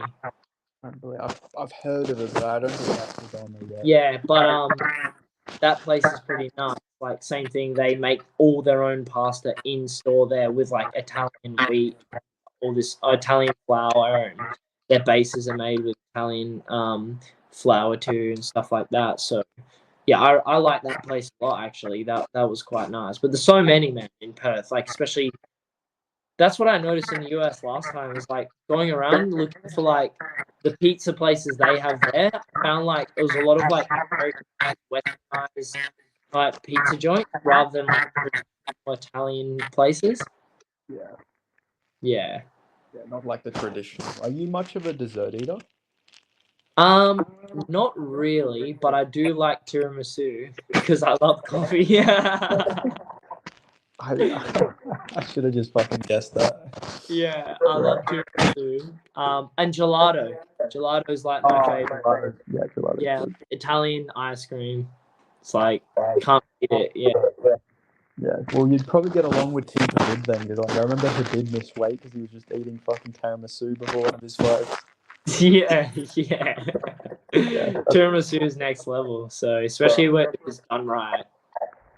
Yeah, it's like, oh, I forgot what that place is. You know, like the place, it's got like the old lady logo on it. I can't remember. It's where you get all the cakes and stuff like that. If you're gonna like go to a party or something like that. Green. It's green, and then there's like an old Cheesecake. lady. The cheesecake shop. Yeah, it might be the cheesecake. Yeah, I had a tiramisu from there, and it was so fucking good, man. Like, it was Oh, so really? good. Yeah. Hectic. I must try. Yeah, no, I'd definitely recommend it. Yeah, yeah. I'll definitely try it. So, how do you actually see your fight against Billy Brand going? How do you see yourself getting this one done? I think in general it's going to be a hard fight. I think it's going to be a back and forth battle. I know he's good everywhere. He's good at stopping takedowns. He's great on the feet. He's got a lot of power. I like to stand and bang. Like it's very similar to like how I felt about the Paul Logan fight. To be honest, I feel like it's going to be a war. And yeah, I feel like in the end of it, I'll come out on top. I feel like what I have over him, wherever the fight goes, I can finish. Like even if I do get taken down, I have a jiu-jitsu black belt, and I feel like I can utilize that off my back. Or I can wrestle up and get back on top. On the feet, I'm confident in my ability as well. I feel like I just have more pathways to victory than Billy. And there's multiple ways, catching him, and then obviously taking him down, taking his back, things like that, or even like just being a war and in the end getting my hand raised, so I haven't really thought too much of like how the fight's gonna go. I'm just preparing for an absolute war and always prepare for wars because when I fight, I know that I'm coming for war, and I'm always going to be looking for a finish, and I fight at a very high pace. I know that he's very tough, and he can also, take a lot of damage, and he can give it back as well, and he's game as fuck. So I reckon it's just going to be an absolute smash, to be honest. Yeah, and you mentioned before getting like the right training partners. I seen you were training with a former opponent, Mini T, and I feel like that's like the perfect opponent to train with for Billy Brand. Obviously, Billy's a Muay Thai fighter, Muay Thai base, and obviously anyone who knows Mini T, he literally fought fucking Rod Tang. So, like that's that. I think that's the perfect training partner to prepare for a guy like that. 100%. Like I said before, all I can do is try to bring in guys, all I can do is try to bring in guys who will have a similar base to him. WA is home to some of the best Muay Thai fighters in the world. We have had so many legends come out of here and do well in Thailand, worldwide.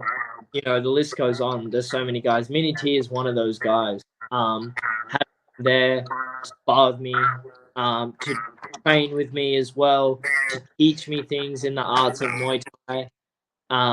Like you said, I couldn't have a better training partner. So my preparation is very much action-based. It's very much in the process of doing rather than watching.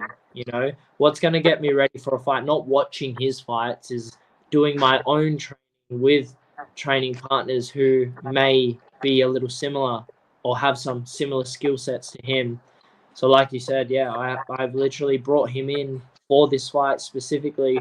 And he's actually going to be coming over to Vegas with me to corner me against Billy as well. So I'll have him in my corner and Ramel. So yeah, I couldn't get any better advice as well. Like you said, he is the man, and he really is. Especially regarded as Muay Thai goes, like far out, you cannot get any better. He has fought the who's who and done really well against the who's who's in Muay Thai at the skill. So I'm aware my opponent has a heavy Muay Thai background. And yeah, I'm preparing for that. So yeah. Damn, yeah, that's sick. I like that, he's very selfless as well. Like, obviously, you two fought years ago, but it's good that you two trained together and you two. I mean, you've got to be one of the most selfless people in the sport when you think about it, because you trained with Mini T, who you fought, you trained with Erteg, who you fought. Like, there's no ego, it seems like, when it comes to training with you guys. Nah, it's like Perth's so small, man. If you want to get better, how are you gonna do it on your own? You know what I mean? And like just because you beat someone or they beat you doesn't mean that then they can't be like good training partners for you. Like another guy I fought, like Raja Shippen. I end up winning quite early, but I know for a fact I can learn a lot off that guy if I were to train with him. I know that he would be able to teach me a lot. In fact, he's been in the sport for so long. So just because you beat someone or just because you lost to someone doesn't mean that, they can't learn off you or you can't learn off them. We don't know everything, and we are always evolving, and especially in this sport, the minute you think you know everything, you're done. So yeah, I'm pretty blessed that these guys have agreed and wanted to help me as well, and be there for like good training partners for me. So Perth's so small, we have to cross train and we have to do what we can to get better. There's not many small guys in Perth. I mean, there is, but like there's not many available at that level. So yeah, just trying to train with the best small guys there are. Yeah, and learning so much from them every day. So yeah. Have you trained with Steve again for this camp? I think I've seen a photo of you Yeah. two. Yeah, okay. Yeah, I trained with him on Friday, just gone. And I trained with him last Saturday, and I will train with him again this Friday or Saturday, and I will keep doing that. I mean, he's obviously fighting UFC Perth. I'm fighting now on the 20th of August, or whenever it is. So we're preparing. We're both in camp at the same time, so the intensity is there. We have like good, high-paced sparring. And then, yeah, we are both getting ready for a fight together. So it's like the perfect time for us both to be training with each other and pushing each other. And yeah, I look forward to that, and I'm grateful that I have that, because it's like, who else, like, Steve on papers, in my opinion, second best in the world. Yes, it's at flyweight, but how many fighters you see go up in weight and do really well? Like, look at Rob Whittaker, welterweight, went up to middleweight, destroying people. Like Rumble Johnson, rest in peace. He was fighting at welterweight, went light heavy, and became the man there too. So Heavyweight as well. Like he beat a former heavyweight champion as well. yeah, so that's what I mean, man. It's like the skills is what matters, and when you're sparring, it's skills. So you're testing your skills, So that is, I'm very grateful to have that, be able to spar with these type guys, learn a lot from them, exchange information, and yeah, I couldn't have a better training partner like him at NET to prepare me for this fight. So I'm doing everything I can. Yeah, I'm ready to go. I'm ready to go now, to be honest. If they said, hey, we'll move your fight forward, you can fight them, the weekend coming, I'll be like, sweet, I'm ready to go. Let's go. I'll make weight and I'll fight, So I'm ready. For now, it's just a matter of getting there healthy, getting there safely. But yeah, physically, mentally, yeah, I'm in the best condition that I can possibly be in. And has Steve given you any advice for like maybe the nerves of like, a fight of that magnitude? Obviously, you've had lots of big fights, but to fight in the apex for a UFC contract, he's someone who's fought for the UFC championship. So did he give you any tips on, anything about like overcoming the nerves, or you don't really feel those nerves? No, I feel the nerves. The only thing he said is he feels the nerves too, a lot. So for me, nerves have never held me back. I get super nervous for a lot of the fights that I have, and I can still go out there and perform. So for me, the nerves have never held me back. And if anything, they help me because it makes me hyper aware. And I think it's the same for him. He gets super nervous like me. And yeah, the nerves are literally like preparing you for, something hectic that's about to happen. So I feel the nerves, but it does not hinder my ability at all. If anything, it helps me. It helps me a lot. And I turn them nerves and that nervous energy into like aggression and explosiveness. Like if you watch my fights, it's chaos from the get-go. I'm like going after it at such a relentless pace, that the nerves like help me do that, so yeah. I mean, it will be nerve-wracking but at the end of the day, it's all smoke and mirrors. Like I know deep down that it's just another human. He bleeds like me. He's not Superman, It's just another fucking human, and we're both just going to get locked in a cage and fight each other. It's just not rocket science. It's just violence at the end of the day, and that's just what it is, and just because it's like it wouldn't matter to me whether it was in, the biggest stage ever or in a basement of I don't know, car park or wherever, like in a cage. Doesn't matter where that cage is. At the end of the day, it's still a cage and it's still just a fight. Yeah. Yeah, no. Because did you ever, when you fought, were there like, did they have people in the arenas when you debuted, or did you fight during like, they always had crowds, right? During the Eternal cards. They Yeah. didn't ever do like the no crowd, did they? Nah, there was always crowds. Yeah. Yeah.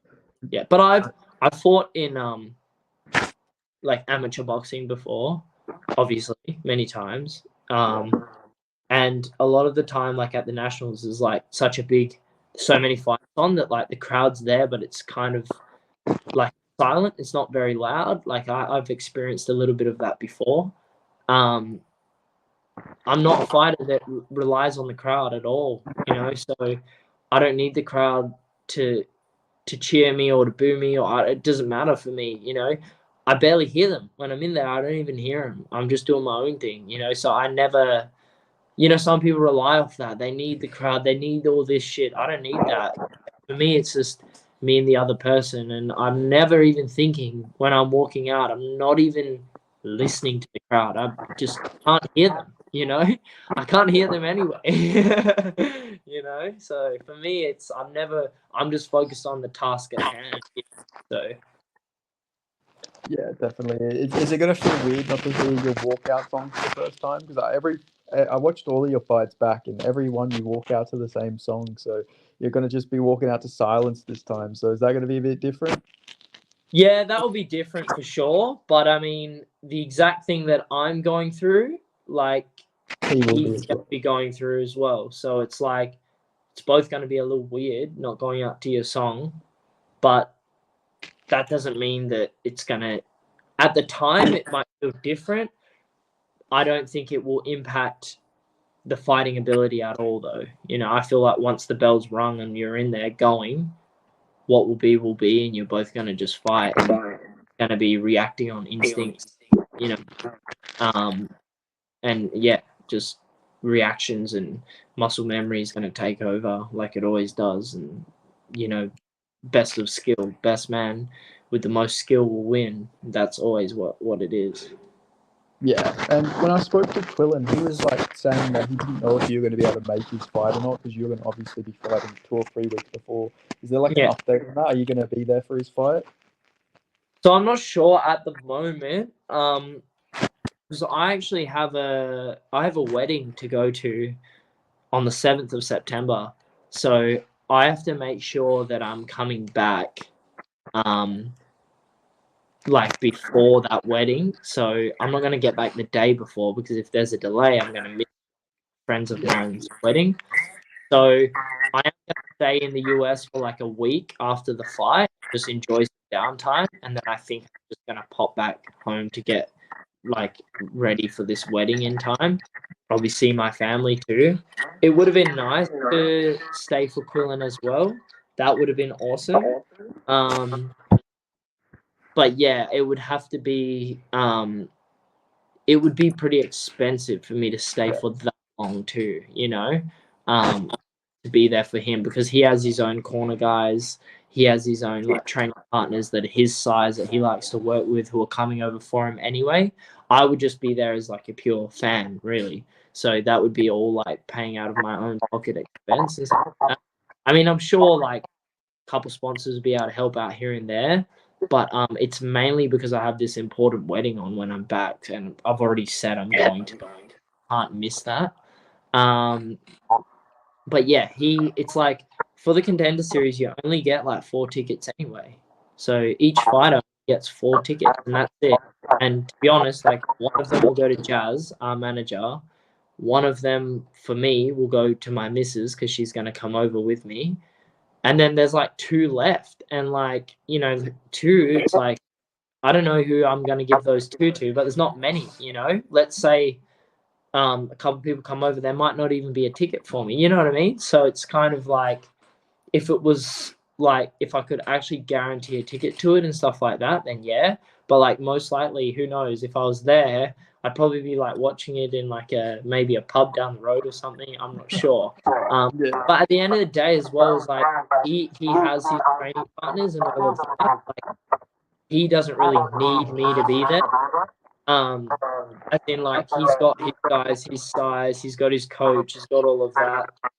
It's not like if I didn't have the wedding, yeah, I would be there and watch, I'm sure. But it's not like he would definitely need me there.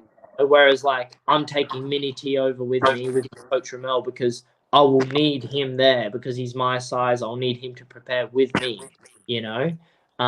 Whereas obviously with the weight division difference, it's not the case in that circumstance. Yeah, no, that makes a lot of sense. That's fair enough. Yeah. But like, talk to me about, like, obviously you and Quillen both going to be fighting on it. Like, you both come from the same gym, you got the same manager. Like, how was that like journey just being to see you and Quillen come this far? Like, from when you first started training together. Yeah, it's crazy. Like I said, like it's all been a bit surreal, like especially for me, even though I've been training a long time and wanting to do this for a long time. It's all very surreal. And then yeah, like just being there, and it's like seeing it's hard to see like the growth. I was gonna say it's been amazing to see Quillen's growth over the time that I've been at the gym to how good he is now and all of this. But I remember when I got to the gym, he was fucking great then. So, and I think we've both just been like leveling up like at a similar pace since being with Ramel. So I haven't really noticed that like he's always just been great in my eyes. And I've always just known that, fuck, yeah, he's the man. Like, whenever he fights, people ask me all the time, because obviously I train with him all the time, oh, how do you reckon Quillen's going to go? I'm like, don't even worry. He's going to kill.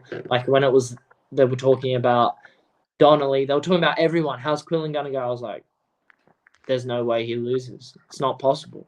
I don't see it being possible. That's like and people are like, oh, so and so is pretty good. I'm like, I haven't even watched the guy's fights, and it doesn't even matter. He's might be good, but Quillen can do everything, and it's an MMA fight, and Quillen's going to be better everywhere. I know for a fact because I train with the guy all the time, and I see him training with these other people all the time, and I see what he's capable of. I partner with him all the time, and I've been training a long time. And like, yes, he's bigger than me, but I know his skills because I'm there training with him, and I know what he's capable of. And I'm never worried when he gets a fight, like, and as an opponent, I'm never worried about who he's going to fight. I'm always like, I know he's going to smash whoever they are. I have no doubt. I don't even get nervous to watch. Like, I get nervous to watch him fight, but it's like, all right, let's go, Quinn. All right, well, keep watching close. It's going to be over soon. Type vibe, you know. I'm just like, wait, yeah, he's going to finish this guy soon, or he's going to bash this guy this whole time. I'm never once like worried about like, oh, this guy's really good. I'm like, no, he'll have an answer. Wherever the fight goes, he will have an answer, you know. And yeah, I'm just super confident in him. He has a strong mentality too, and I think that's a really big like plus, especially in this sport. You have to be very mentally strong and believe in yourself, and he has it all. He believes in himself deep down. He's mentally, he's a incredible problem solver, and yeah, he's got it all. He's fit. He's you know, has great stand up. He's great at wrestling. Great on the ground. He can take a shot, take a big shot. You know, that I don't see any attribute that he doesn't have. You know, that for success, like mentally strong, everything. You know, so yeah, he's gonna kill it, man. Got the chess skills as well. Have you played against him in chess? I haven't played a game of chess ever. That's too complex for me. I'll just stick to punching people in the face. Yeah. Telling me if you play chess, it's like Jesus, man. Like that's a dangerous man. You know, if somebody can fight and they can play chess, like they're not just a fucking, you know, they're not just somebody who can punch you in the face, but they're good. They got good IQ as well. So he's like a smart guy and a fucking killer. Like that's a scary combo. Andrew Tate. The top G, the real top G. Top G. Yeah. Yeah. Yeah. Yeah. I actually want to get into chess because I hear a lot about it and it looks quite fun and I like strategy. So, yeah, but there's so many different fucking, like, I don't know what they're called, whatever they are, figures or pieces, I think they're pawns, and they all do different things. It's like, I don't think I can remember which one does what, you know, like there's a lot going on, man. Like, you know, the most strategic I get is fucking video games, and that's about it. What games do you play? Oh, at the moment, I've been playing Baldur's Gate. It's like an RPG game. Yeah, it's I play RPGs and stuff. Yeah, like story games and open world like type vibe games. I do play a few shooters, but not much, man. Like, I don't like games that gets you too like hypo because I want to just chill out. I'm too hypo at training as is. I don't need any more like stress in my life. I just, you know, I just need games to chill and stop being like fucking hyper focused. So maybe if I didn't train for a week, I'd be like, you know, but nah, mostly for me, it's like, yeah, it's like RPGs and stuff like that. Yeah. Were you like as a kid? Were you like a big fan of the GTA? I played GTA 5, not so much 4 in that, but like I used to play Vice City a bit as a real young and San Andreas. Like my brothers mainly used to play it because they were a bit older. They used to play a lot of San Andreas and stuff. So that was all right. But yeah, I played a little bit of GTA 5, like finished it. It was all right. Like online was fun for a bit, but like to be honest, I didn't get much time when that game was out. Like I was in year 8 and 9. I didn't get much time. I was, you know, when I was at school and then after school, I was just training. I didn't get much time to play games really. It was like mainly on the weekend. And then even then, like had other type training on. I didn't really get time for much games. So GTA is a great game. I'm excited for the new one coming out. That's for sure. I played a bit of like Red Dead Redemption growing up. I liked Red Dead Redemption. Played Red Dead Redemption 2. I liked that. Didn't finish it. Still haven't finished it though. There's like so much to do in that game. But the biggest one for me is probably like Skyrim. I don't know if you played Skyrim before. Yeah, so Skyrim I put in like stupid amount of hours. It's just any game like that, like yeah, it's not good for me. It's good, but it's not good because I fucking waste a lot of time. Hey? You like Fallout? Like Fallout 4? Or yeah, I did. I played Fallout 4. I've got like 150 hours on it more on Fallout 4. I like, especially the base building aspect.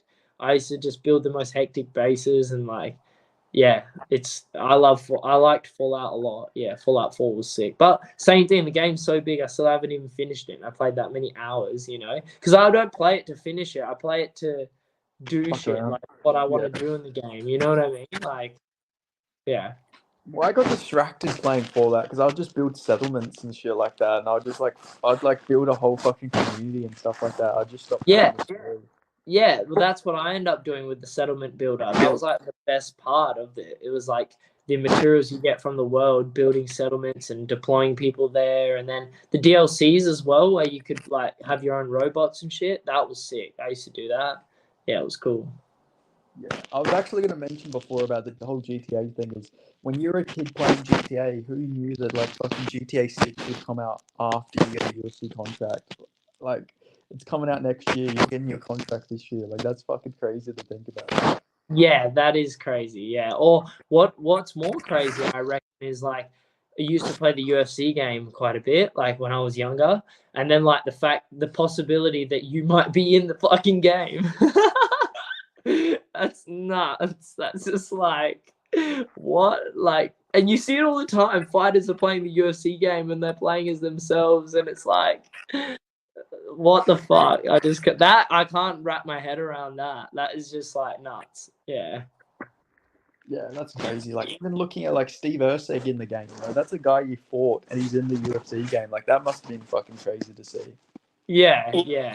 Yeah, that's nuts. But at the same time, it's like I was talking to someone about it. A lot of it is like smoke and mirrors, really, because people have said to me like like people say, oh, it's like people don't show any appreciation for someone's skill until they're fighting on that stage, right? So it's like they're like, oh man, like how good is this person now? How good is that person now? And it's like that person's always been good. Like they just didn't get to show it. That's all. Like it's not they haven't changed. Like obviously people get better, yeah, but they haven't changed that much, It's like even someone like Jack Della is like, yeah, he's an animal. He's always been an animal. Like it's just now that the UFC is attached to it, it's like it's all this kind of illusion, really, and I experienced that a little bit, like, like it is just a big, like, at the end of the day, like I get in, whatever, I'm not going to change. I'm still me, I'm not like, you know what I mean? It's not like yeah, it's like you're still the same person, and no one's different to anyone else. We're all the same. He's just another person or she's just another person. It's like that's just one aspect of something they do, but doesn't mean that they're like a god or something. It's like that could be you. You could be doing that. That could be anyone. That's just another person. So I think, especially coming from Perth, you see someone of that status and you think, oh man, like that person is like, yeah, they're just a regular dude, they're no different to you or me or, so Work really hard. yeah, it's like, that's just how it is, but we all see it as like this big, oh man, like it, like, but really they're just a regular dude, so it's kind of crazy that that's how it is, but it is. Yeah. I think last time we spoke, I might have asked you about Marab versus Sean O'Malley, but I couldn't quite remember. But like, I think that fight's going down in the sphere, in Yeah. like 2 months' time. I want to get your prediction for that. Since by that time you will be, touch wood, you will be a UFC fighter by that time, and that will be in your division. O'Malley and Marab. I think Marab's a handful, that's for sure. I think Sean, because he's so tall, though, it makes it hard to take him down, especially with how good he can utilize the fence to lean on, especially having a taller structure. You can rely off the fence a bit better. I think Marab gets hit quite a bit, and he's been rocked. Like he got rocked. Was it the Cejudo fight? Cejudo rocked him in the first round. I think Sean only needs one chance to rock you, and he doesn't just rock you; he ends you. I think he will. I think he'll be able to catch Marab on the way in, like at least once. But that's all he needs is one, in my opinion. I think, yeah, I think Marab's a handful. That's for sure. He doesn't stop. He just keeps coming. But I just think that the pure size of Sean O'Malley as a bantamweight, he's very hard to deal with. He's so big for a bantamweight, so tall, so long. To get in on the inside of him, you have to cover so much ground so quickly. It's literally baiting you for that to catch you. To see how good he defended takedowns against Aljamain Sterling, or not even defend takedowns, but just move and not even let Aljamain get to a position where he could impose that. Or I think they were in like an upper body clinch against a fence or something at one point, and O'Malley was able to stifle all of the shots and stay safe. And then eventually, once Aljamain shot from quite far out or committed to a punch and kind of from too far away, O'Malley was able to capitalize. And I think that he will probably capitalize on Merab as well. And why I think that is because the fact that Merab gets rocked a lot of the time in fights, like in the early rounds, and then he ends up like wearing the guy down later on. And I just think that you can't let someone like Sean O'Malley hit you even once, because if he does, you're done. Unless you're Cheeto Vera, who could just take it. You know what I mean? I don't fucking know what the fuck that guy's jaw's made out of, man. He ate a flush knee. He got the beating of a lifetime, and he didn't even get dropped. His chin needs to be studied. I don't know what the fuck he's made out of. Some guys are just durable as, man. That's just how it is. They're super durable, you know? So, yeah, he's just an absolute warrior. And, I mean, he's probably too tough for his own good, to be honest, because just because you didn't get knocked out or dropped doesn't mean you didn't take brain damage, you know? So, yeah, it was like the other guy O'Malley fought, Bontarine, or the not Bontarine, sorry, my bad. Matinho. Hey? Matinho, the guy with the green hair? Yes, that guy too. It's like he didn't get, or did he get dropped? I can't remember, but he didn't get knocked out, whatever. But doesn't mean he didn't take a shit ton of brain damage, you know? So, yeah, you know? Afterwards, his next fight, he just got like knocked out in the first round as well because of all the damage. Did he? Yeah. Oh, on the local scene or on the UFC? So he fought again in the UFC, and then he got like standing TKO'd in the first round, but he didn't get like knocked out cold, but he did get TKO'd. Yeah. Now he's on like a 5-fight winning streak, so maybe he comes back to the UFC. Who knows? Oh, that could be a possibility. That happens a lot of the time. Yeah. Yeah, definitely. I also wanted to get your thoughts on Corey Sandhagen versus Umar Nurmagomedov. I don't know if you've watched much of Umar, but that fight's against Umar. Yeah. Sandhagen's very clever, but I did see. I thought that Sandhagen beat Dillashaw. Yeah, but Dillashaw did hold him against the fence for quite some time, and Sandhagen didn't really have an answer or urgency. He might have had an answer, but maybe he didn't have the urgency to try and actually get off the fence and move around. He was kind of like, this guy's just holding me here. Come on, like, what's he doing? He's not trying to fight me, which I understand. But I don't think you can let someone like Umar hold you against the fence, because he will put you down, and then from there it will be hard. However, Sandhagen's very tall for the division, and he's very good with knees up the middle. He's a very clever fighter. Whether Umar can like close the distance and try and get to a takedown, whether Umar's going to try. I know Umar throws that head kick like out of nowhere too, so it's like he can strike too, but can he strike like Sandhagen? In my opinion, I think Sandhagen's a much better striker, and obviously Umar is probably, not saying Sandhagen's not a good grappler. He's a good grappler, but obviously Umar would have the advantage in the grappling just because of how heavy he would be on top and be able to hold someone down. And I just think that, yeah, that fight I haven't thought about too much, but it'd be interesting to see how that's going to go. Sandhagen's a very underrated fighter. I feel like he's very, very underrated fighter. Yeah, like because what happened to him recently? What's his last win? Didn't he beat Vera? He beat Vera, then he beat Rob Font by like taking him down every round. I think his arm was torn or something in that fight, so it was a bit of a boring performance, but he did just maul Rob Font for 5 rounds. Well, that's impressive. Even that goes to show like his ability. And then his only loss was he lost to Peter Young before that. Yeah. He lost to But Peter Yan. yeah, and that fight was like Peter Yan was kind of dominating him in that fight. Yeah. Yeah, it was pretty close. I think Sandhagen might have taken 2 rounds in that Yeah. fight. So like he just got like destroyed the whole fight. I think it was Yeah. short notice as well. Yeah, true. And especially at that time, Peter Yan was like doing quite spectacular things, and then he lost to Marab, and then he lost to O'Malley, was it? And then he lost to. But the O'Malley fight was close too. Like that's the thing, bantamweight division. There's so many fighters that they could be champs on any given day.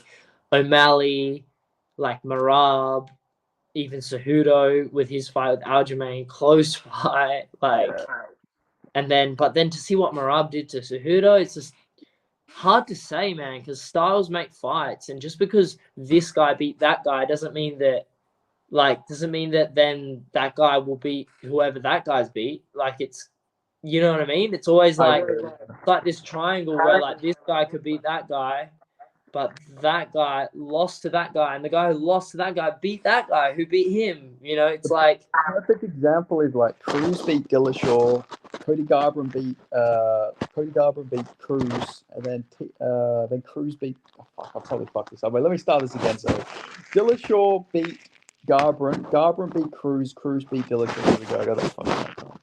See, that's cool. It just doesn't make sense. But that's the whole thing in MMA is like styles make fights, and yeah, they definitely, styles make fights. And just you don't really know until they're in front of each other, like a lot of the time. Yeah, like a fight I would love to see for you. Obviously, once you get in the UFC, not looking past Billy Brand or anything like that. Once you get to the rankings, you versus Peter Yan. That's like the fuck. That's the fucking fight. The boxing in that fight would be crazy. Well, he was actually a bit of an idol of mine. Like I not idol as such, but someone I thought that my style was pretty similar to was like Peter Yan's, as in like boxing, heavy type approach. But Peter does kick a lot, and he's doing a lot of Muay Thai as well. So I used to like look up to like Peter Yan, even how he would go from like orthodox to southpaw back and forth, and like during combinations and stuff. Like Peter Yan was like a guy who I'd watch a lot. But now, like one of the fighters that I actually like watching the most is probably Ilia Topuria. And it sounds bad because obviously, I'm an Aussie, and like Volkanovski with that. Volkanovski's a great fighter too. Just relating styles of like closest to how I fight, I would say it's like Topuria. Like my style, I like to come in, throw 5-6 punch combinations, body head, put hands on the people on people. Yeah, that's like my style in general. Like, so yeah, I actually watch a lot of Topuria because I feel like I can relate to that style a bit more. Yeah, 100%. Ilya's a weird one as well because like he is a grappler who developed hands. Like he's the best boxer in the UFC in my opinion, but he was a grappler. You watch his early fights, he was never standing and banging. He was shooting immediately. He comes from like a Greco-Roman and like jiu-jitsu background. And stay on the feet, and now he's the best boxer in the UFC arguably. Yeah, 100%. I feel like it's grappling is takes a lot longer to learn than striking. I feel like grapplers can always learn how to strike, but I don't feel like all strikers can always learn to grapple, because the simple fact of grappling takes a very long time. Strikers can have good takedown defense, but that's just one aspect of grappling, takedown defense. I'm talking grappling as a whole. Yeah. It takes years to learn. If someone's been doing grappling for 2 or 3 years, you're kind of like, oh yeah, a little bit, but you're still kind of a beginner to someone who's been doing it 10 years. If they're trained correctly and under the right guidelines and coaches and this and sort of stuff, they're still kind of like, oh yeah, you're good, but you're not exceptional, or like you're where you should be, but then you grapple with a guy who's been grappling for 10 or 15 years, and you can feel it straight away. You're like, holy shit, like this person is, and with striking, I feel like you could dedicate 2 years to just striking, and you can get pretty fucking good in 2 years. Like most people can get pretty good done. Obviously, you have to have a natural talent and ability, but you like striking. A lot of people can learn the striking, whereas the grappling takes way longer to be like ace at. Like people would say striking does too. I'm not shitting on like strikers at all. I'm at the end of the day, I strike, and I'm also a striker. I started striking first, and then I went to grappling. I was like 10 when I started grappling, and I was striking at the same time. But I would say I was striking predominantly first. So yeah, to get to that upper echelon of striking, obviously that takes a lot of years. But then you can get guys like Taporia who grappled like for a long time and then had MMA fights where they were predominantly a grappler and then slowly have learned how to strike, which is crazy. But then you get exceptions like Georges St-Pierre, who was a striker but then became a phenomenal grappler. So there is exceptions. There definitely is exceptions. I think it comes down to the right coaching, the fighter as well, if they've got the brains to learn and how well they can absorb information and then actually train themselves to do it in a live situation. But it's crazy. Like you said, Taporia coming from that background and then just being like a phenomenal like boxer, So yeah, I watch a lot of him because I like his style, even the head movement. And just how he's always waiting to get you at this checkmate position to unload a barrage.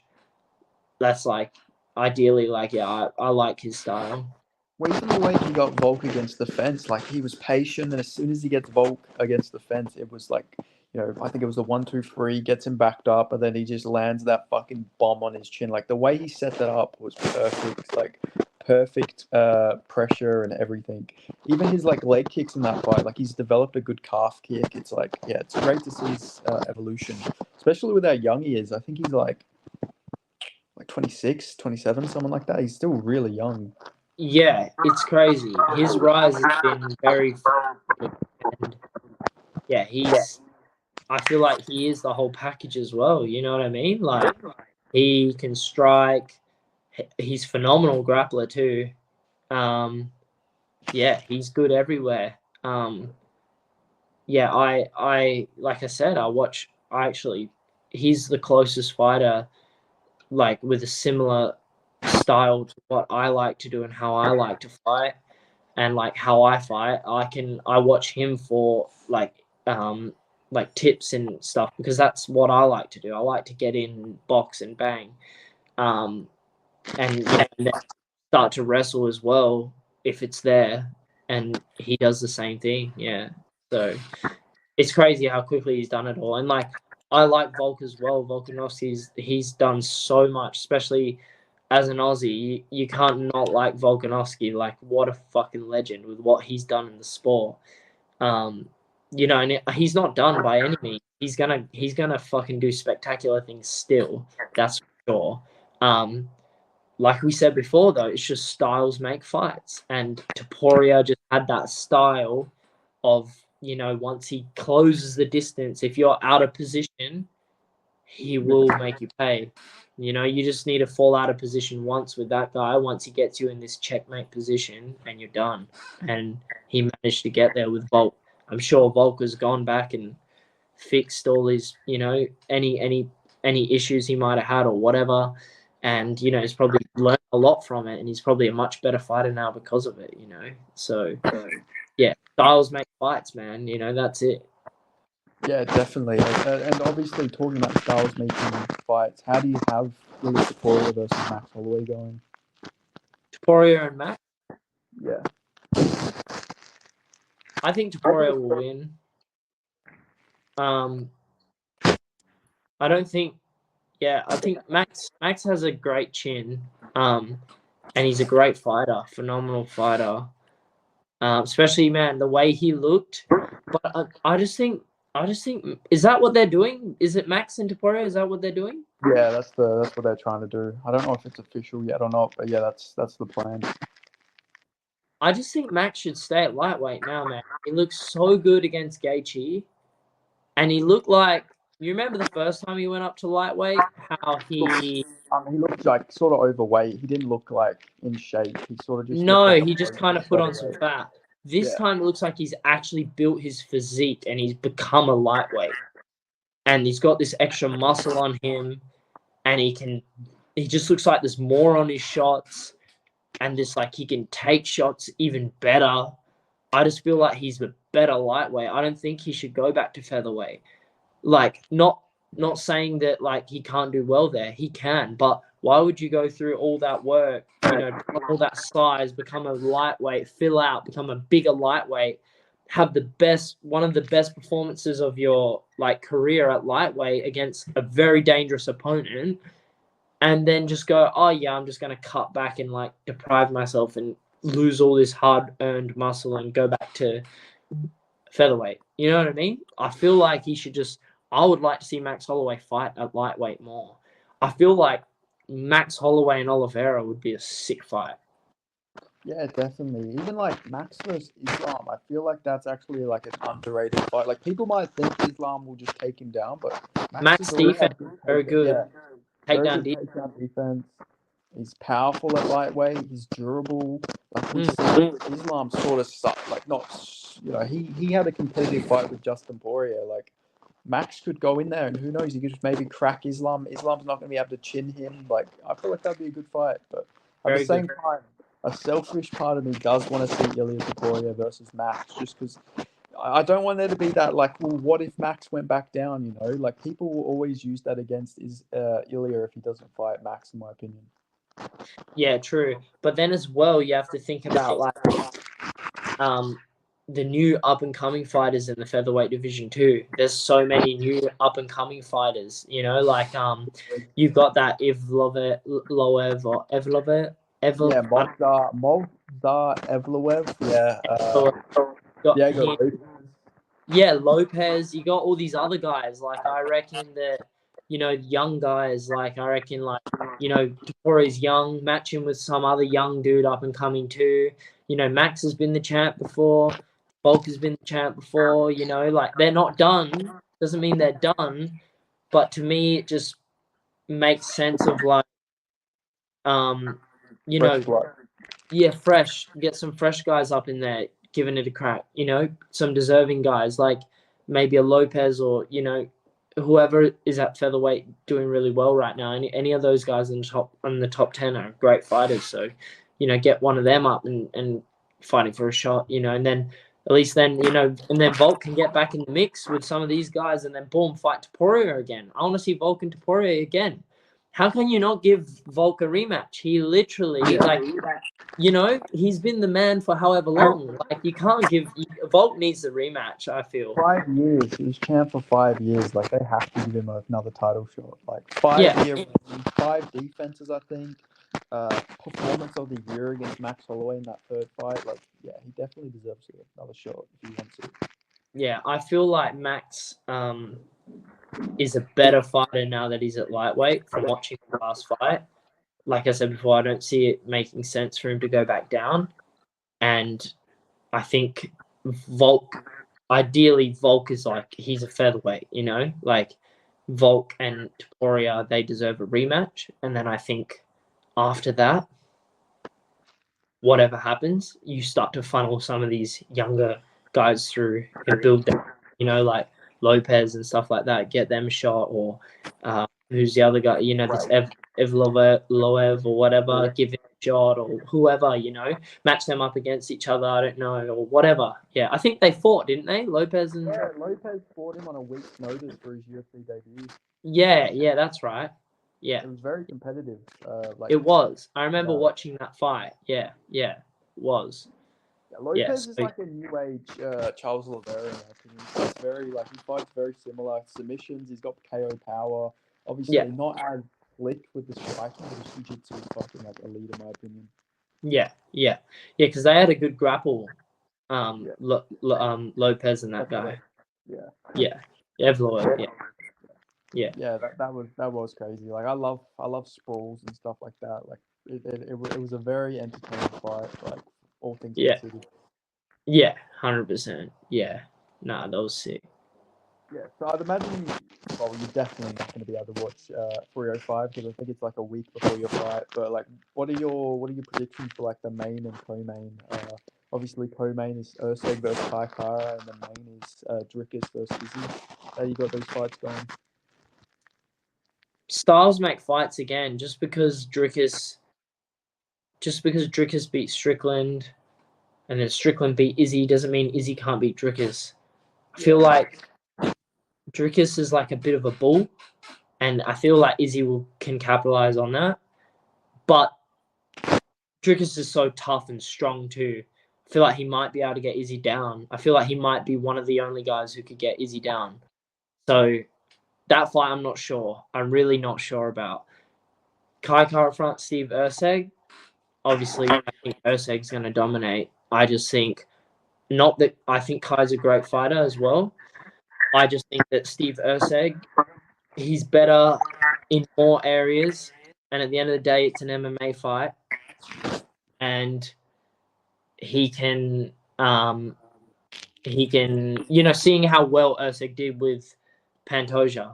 I mean, how can you not say that guy, how can you not say that Steve, like, can't win? I don't know. You know what I mean? Like, I know styles make fights, but I just think that, like, Steve has fought, like, shorter guys with a big overhand and a leg kick before, and that none of them have had success with him. And I feel like that's Kai's style. He's got a lot of power. He throws a big overhand. And if he lands it, it puts you out, that's for sure. And he's good at setting it up, this and that. It's an accomplished striker. Kai's not really going to try and shoot. He might, but I don't think that would be a good idea against someone like Steve. Steve can just definitely wrestle really well. And if he needs to if he has the ability, if he needs to just hold someone down, he can. I just think, that fight, Steve definitely takes that fight. Yeah, I feel like Kai has more of a puncher's chance in that fight, whereas Steve is just more well-rounded, and I feel like he has more avenues to victory. But I think it'll be a good fight still. I think it'll be a good fight. But, I think Steve will get that done. Yeah, definitely. And then also a guy you were meant to fight multiple times, Sean Gauchi. He's going to be on Dana White Contender Series. He's actually fighting another Aussie. He's fighting Anthony Drillich. I just wanted to get your thoughts on that fight and how you got that fight going between the two Aussies. That's crazy. I can't believe they're fighting each other. Like, I was happy for both of them to get the call up, but to fight each other, I'm like, man, that's brutal. You know what I mean? That is brutal because how many other people in the world are there that they could have matched them with? Why two Aussies? I understand they're probably getting harassed. Like, sign Drillich, sign Gauchi, sign Drillich, sign Gauchi. They go, fuck it. They can both fight each other on there. I understand that. But at the same time, I'm like, man, like, yes, that fight would have never happened in Australia because of the whole eternal exclusive contract thing, unless Gauchi went over, which is a shame, but that's the way it is. But then, it's just the whole, they're fighting each other. I don't know, man. Like, to be honest, like, no disrespect to any of the flyweights in the country, my personal opinion is Sean Gauchi's the best flyweight in the country. And I think he has been for a long time. That's my personal opinion. Why? Well, you look at the people he's beat. He has a win over Steve Urseg. Close fight that was, but like, that is a huge thing. And yes, that was so many years ago. Steve's gotten better since then, but so has Gauchi. He's gotten better since then too. I feel like Gauchi's really well-rounded. He's a great striker. He has knockout power, and he can wrestle really well. Great grappler, good at wrestling, good at holding you down. Drillich has got power too. That's no question about it. Drillich has got power too. Drillich has some jiu-jitsu as well. He's a black belt in jiu-jitsu, so his jiu-jitsu is good. But if we go on like takedowns and control, like, I'd say Gauchi's probably better at that. I think Gauchi's fought, maybe not in recent times, like, but I think that overall Gauchi's probably fought better fighters than Drillich has too. And I think that like Drilic has definitely fought some good fighters too. The last couple guys he fought from, like when he fought, I think he fought a Japanese guy. Like that guy was highly ranked and stuff like Yeah, that. that guy was good. Yeah. He was highly ranked in Japan and all that. But then Gauchi fought someone who was also like highly ranked in Japan, and Beat up Japanese guys, to be fair. Like even Ersted's last fight to get into the UFC was Japanese. I know, yeah. Yeah, it's just I feel like if you're a flyweight, just bring in a Japanese fighter if you want to get into the UFC. But yeah, sorry. Yeah, I think that but on with that fight, I just think that obviously I just think like I said before, like not disrespecting any of the fighters, but I think that Gauchi is the best flyweight in Australia, my opinion. Like so therefore if you ask me who's gonna win, I would say I'm leaning towards Gauchi more. That's not saying that it's not gonna be a close fight. I think it's a fucking great fight. I think they're both very similar styles. Very similar. I just think that um I think Gauchi is a little bit more well-rounded. Like just in a few scenarios, I think he's a little bit more well-rounded. He might be able to capitalize, but I don't think it's going to be a stoppage. I think it will go the distance. It will be a close fight, but I think Gauchi will just edge that fight, in my opinion. Yeah. Yeah, fingers crossed they double sign them, so then like the Aussie fan base isn't depressed. So yeah, let's hope it's a war and then they both get signed, in my opinion. God, that's what I mean. It's a shit situation for both of them. I want both Aussies to get into the UFC. Why would I want? Like that's what I mean. They shouldn't be fighting each other. Like no. How many other guys are there that they could have They could have matched them up with a Brazilian, a Japanese fight. I don't know. Surely not each other, but that's what they've done. So I mean, that's whatever. I can see the reasoning behind it, but I want them both to do well. I want them both to get there, to both do good. I'm all for Australia doing well. Like, but yeah, unfortunately, they're gonna have to fight each other. There can only be one winner, and that sucks, But yeah. Yeah, and just before we go, I wanted to mention also, you're not the only Aussie on the card you're fighting. Have you ever had any contact with Cam Rouston before? Have you ever met him? Yeah, I met him last time when we went over for the media. He was there because he had to do his media the day I was flying out or something like that. The day after he was doing his, or that Arvo who was doing his. So I met him. Yeah, got to talk to him a little bit because he trains with those CKB guys, right? Yeah. Yeah. I got to talk to that, and then it was he's a nice guy, and so I hope the best for him too. Like anyone in this region, like Australia, New Zealand, like I want them to do well.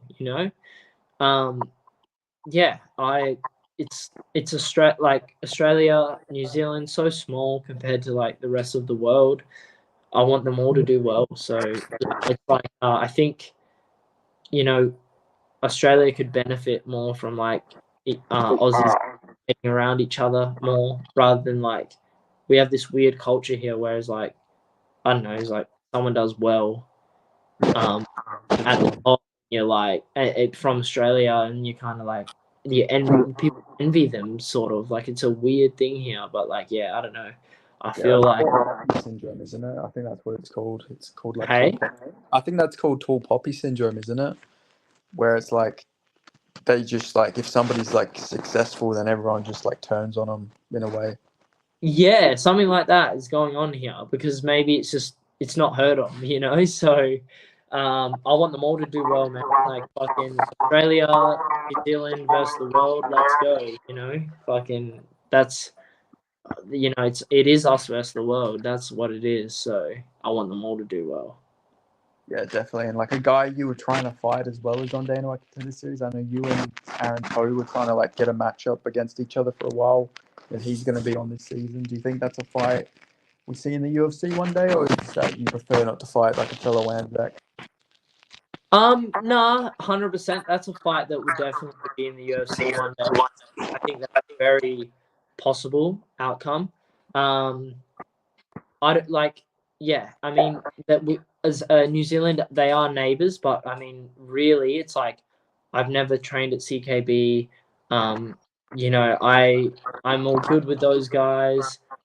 I don't have yeah, there's no animosity between us. Like I want, like I said, I want Australia and New Zealand to do well, but it's not. We're not on the level of like if they match us, would I say no? Hell no. Like I would fight them, of course.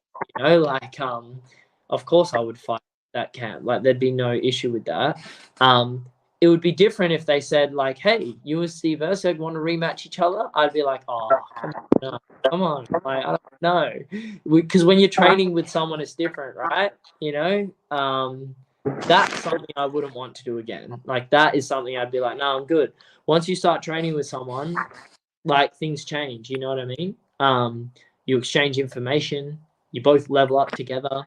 You kind of figure out all their sort of secrets in a way. Then to go and fight them, not very nice, in my opinion. But I understand the fight game that stuff happens. I just think that in Perth, they're like Perth versus Perth in the UFC. There's just not really any reason for that when there's so many other fighters, unless it's a scenario where it's like you're number one champ and you're number one, you're the champ, they're ranked one, then you kind of go, okay, well, we might have to do this. But yeah, I don't think it's ever come to something like that. But yeah, with the toe thing, Aaron Toe, or I've been saying Tao, probably been saying it wrong. I apologize. Yeah, that's an issue. I would definitely take that fight. Yeah, if it presented itself. Yeah, and with you out of the regional, like Australian bantamweight division, who do you think is going to be like the next big guy? Obviously, you were meant to fight Colby Thickness. Do you think he takes the mantle when you go to the UFC? In the regional scene? Yeah, in the regional.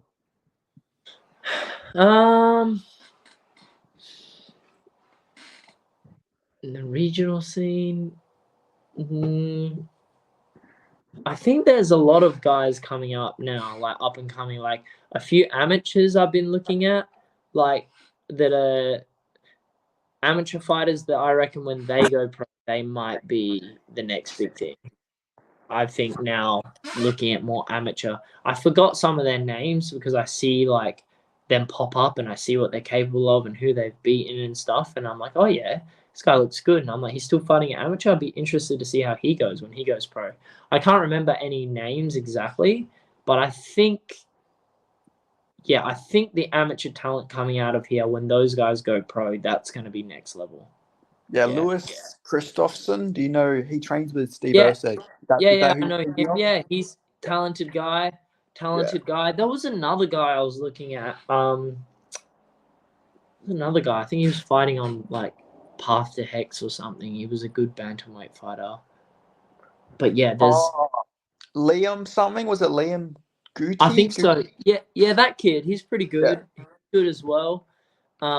There's a few good guys. There is a lot of good talent coming out, and then you got like some of these guys who have done all the IMAF stuff, and then now they're going pro. Like they look really good too. There's heaps of guys, man. So I haven't thought about it like too much, but yeah, to me, I see the most talent in the amateurs, man. To be honest, some of these amateurs, I'm like, bro, these guys are ready to go pro and kill it. Like in my opinion. Yeah, definitely. But I just wanted to thank you for so much of your time, man. I hope I didn't take up too much of your day, but That's all right, all good. Yeah. So just before we go, do you want to shout out your sponsors? Shout out like anyone? Yeah, the floor is yours, my friend. Yeah. Huge thank you to everyone supporting me. You guys know who you are. A lot of the stuff behind the scenes supporting me. My team, Luisho Combat Academy, Ramel, my training partners, my manager Jasmine at Addict Sports, wouldn't be possible without you. My partner Zoe, wouldn't be possible without her looking after me and fucking literally organizing my life most of the time. So yeah, sponsors, I've got so many. I'll try to name some. Off the top of my head, Fifth Element Ice Baths. Thank you so much. I literally ice bath this morning. It was amazing. Revive Saunas, same thing. Went in the sauna this morning. So good. Helping me with my recovery. Optimum CBD, Supplement Mart for all my supplements. Westminster National. They're a finance sponsor of mine, helped me out so much. Uh, I have a few others as well. But off the top of my head, I've actually many others as well, but off the top of my head, I'm just like can't think right now. So, yeah. But yeah, thank you to all of them, and I just want to say thank you to all the sponsors that have come on board. Oh, Margaret River Roasting, how could I forget Margaret River Roasting? Supplying me with real coffee that I'm going to miss a lot when I'm in Vegas. But yeah, all the sponsors that are coming on board to financially help me out um, over in Vegas for the camp and fly people in. Finn Seafood, another sponsor that recently been working with. Thank you so much. Supplies me with the best seafood in Perth, and is also helping me out with this trip coming up, for any extra financial costs. So I'm very grateful for that. People doing fundraisers here and there, trying to raise money for me to help. Like, thank you so much too. The UFC, they fly you over there and obviously they pay for me and my coach, but there is other expenses too, that I need to cover, so I'll be bringing my dietitian over with me, combat dietitian. Thank you for helping me out as well. He'll be coming over and doing some work, hopefully with us. So there's all these like little fundraisers people doing and sponsor money and stuff like that all contributes towards this trip, bringing the best people over that can help me and make my chance of success a lot higher. So bringing over a training partner like Mini T and all this sort of stuff, and flights and accommodation is not cheap in the US. So I'm just grateful for all these financial sponsors and all my existing personal sponsors that keep helping me and supporting me, and everyone else behind the scenes that help. Thank you so much. So very grateful. Yeah, and I just want to thank you and Jasmine Frank for helping set this interview up. Best manager in the game as well. So shout out to Jazz, and I appreciate you taking the time to talk. And I can't wait to see you get that contract, man. Thanks, man. Legend. No, can't wait. It'll be sick. Hopefully, chatting again soon with the UFC contract. Yeah, for sure, man, for sure. But yeah, I appreciate it. And yeah, enjoy your post-fight victory at In and Out. Yeah, it should be good, man. I will. Cheers. Awesome. Alrighty.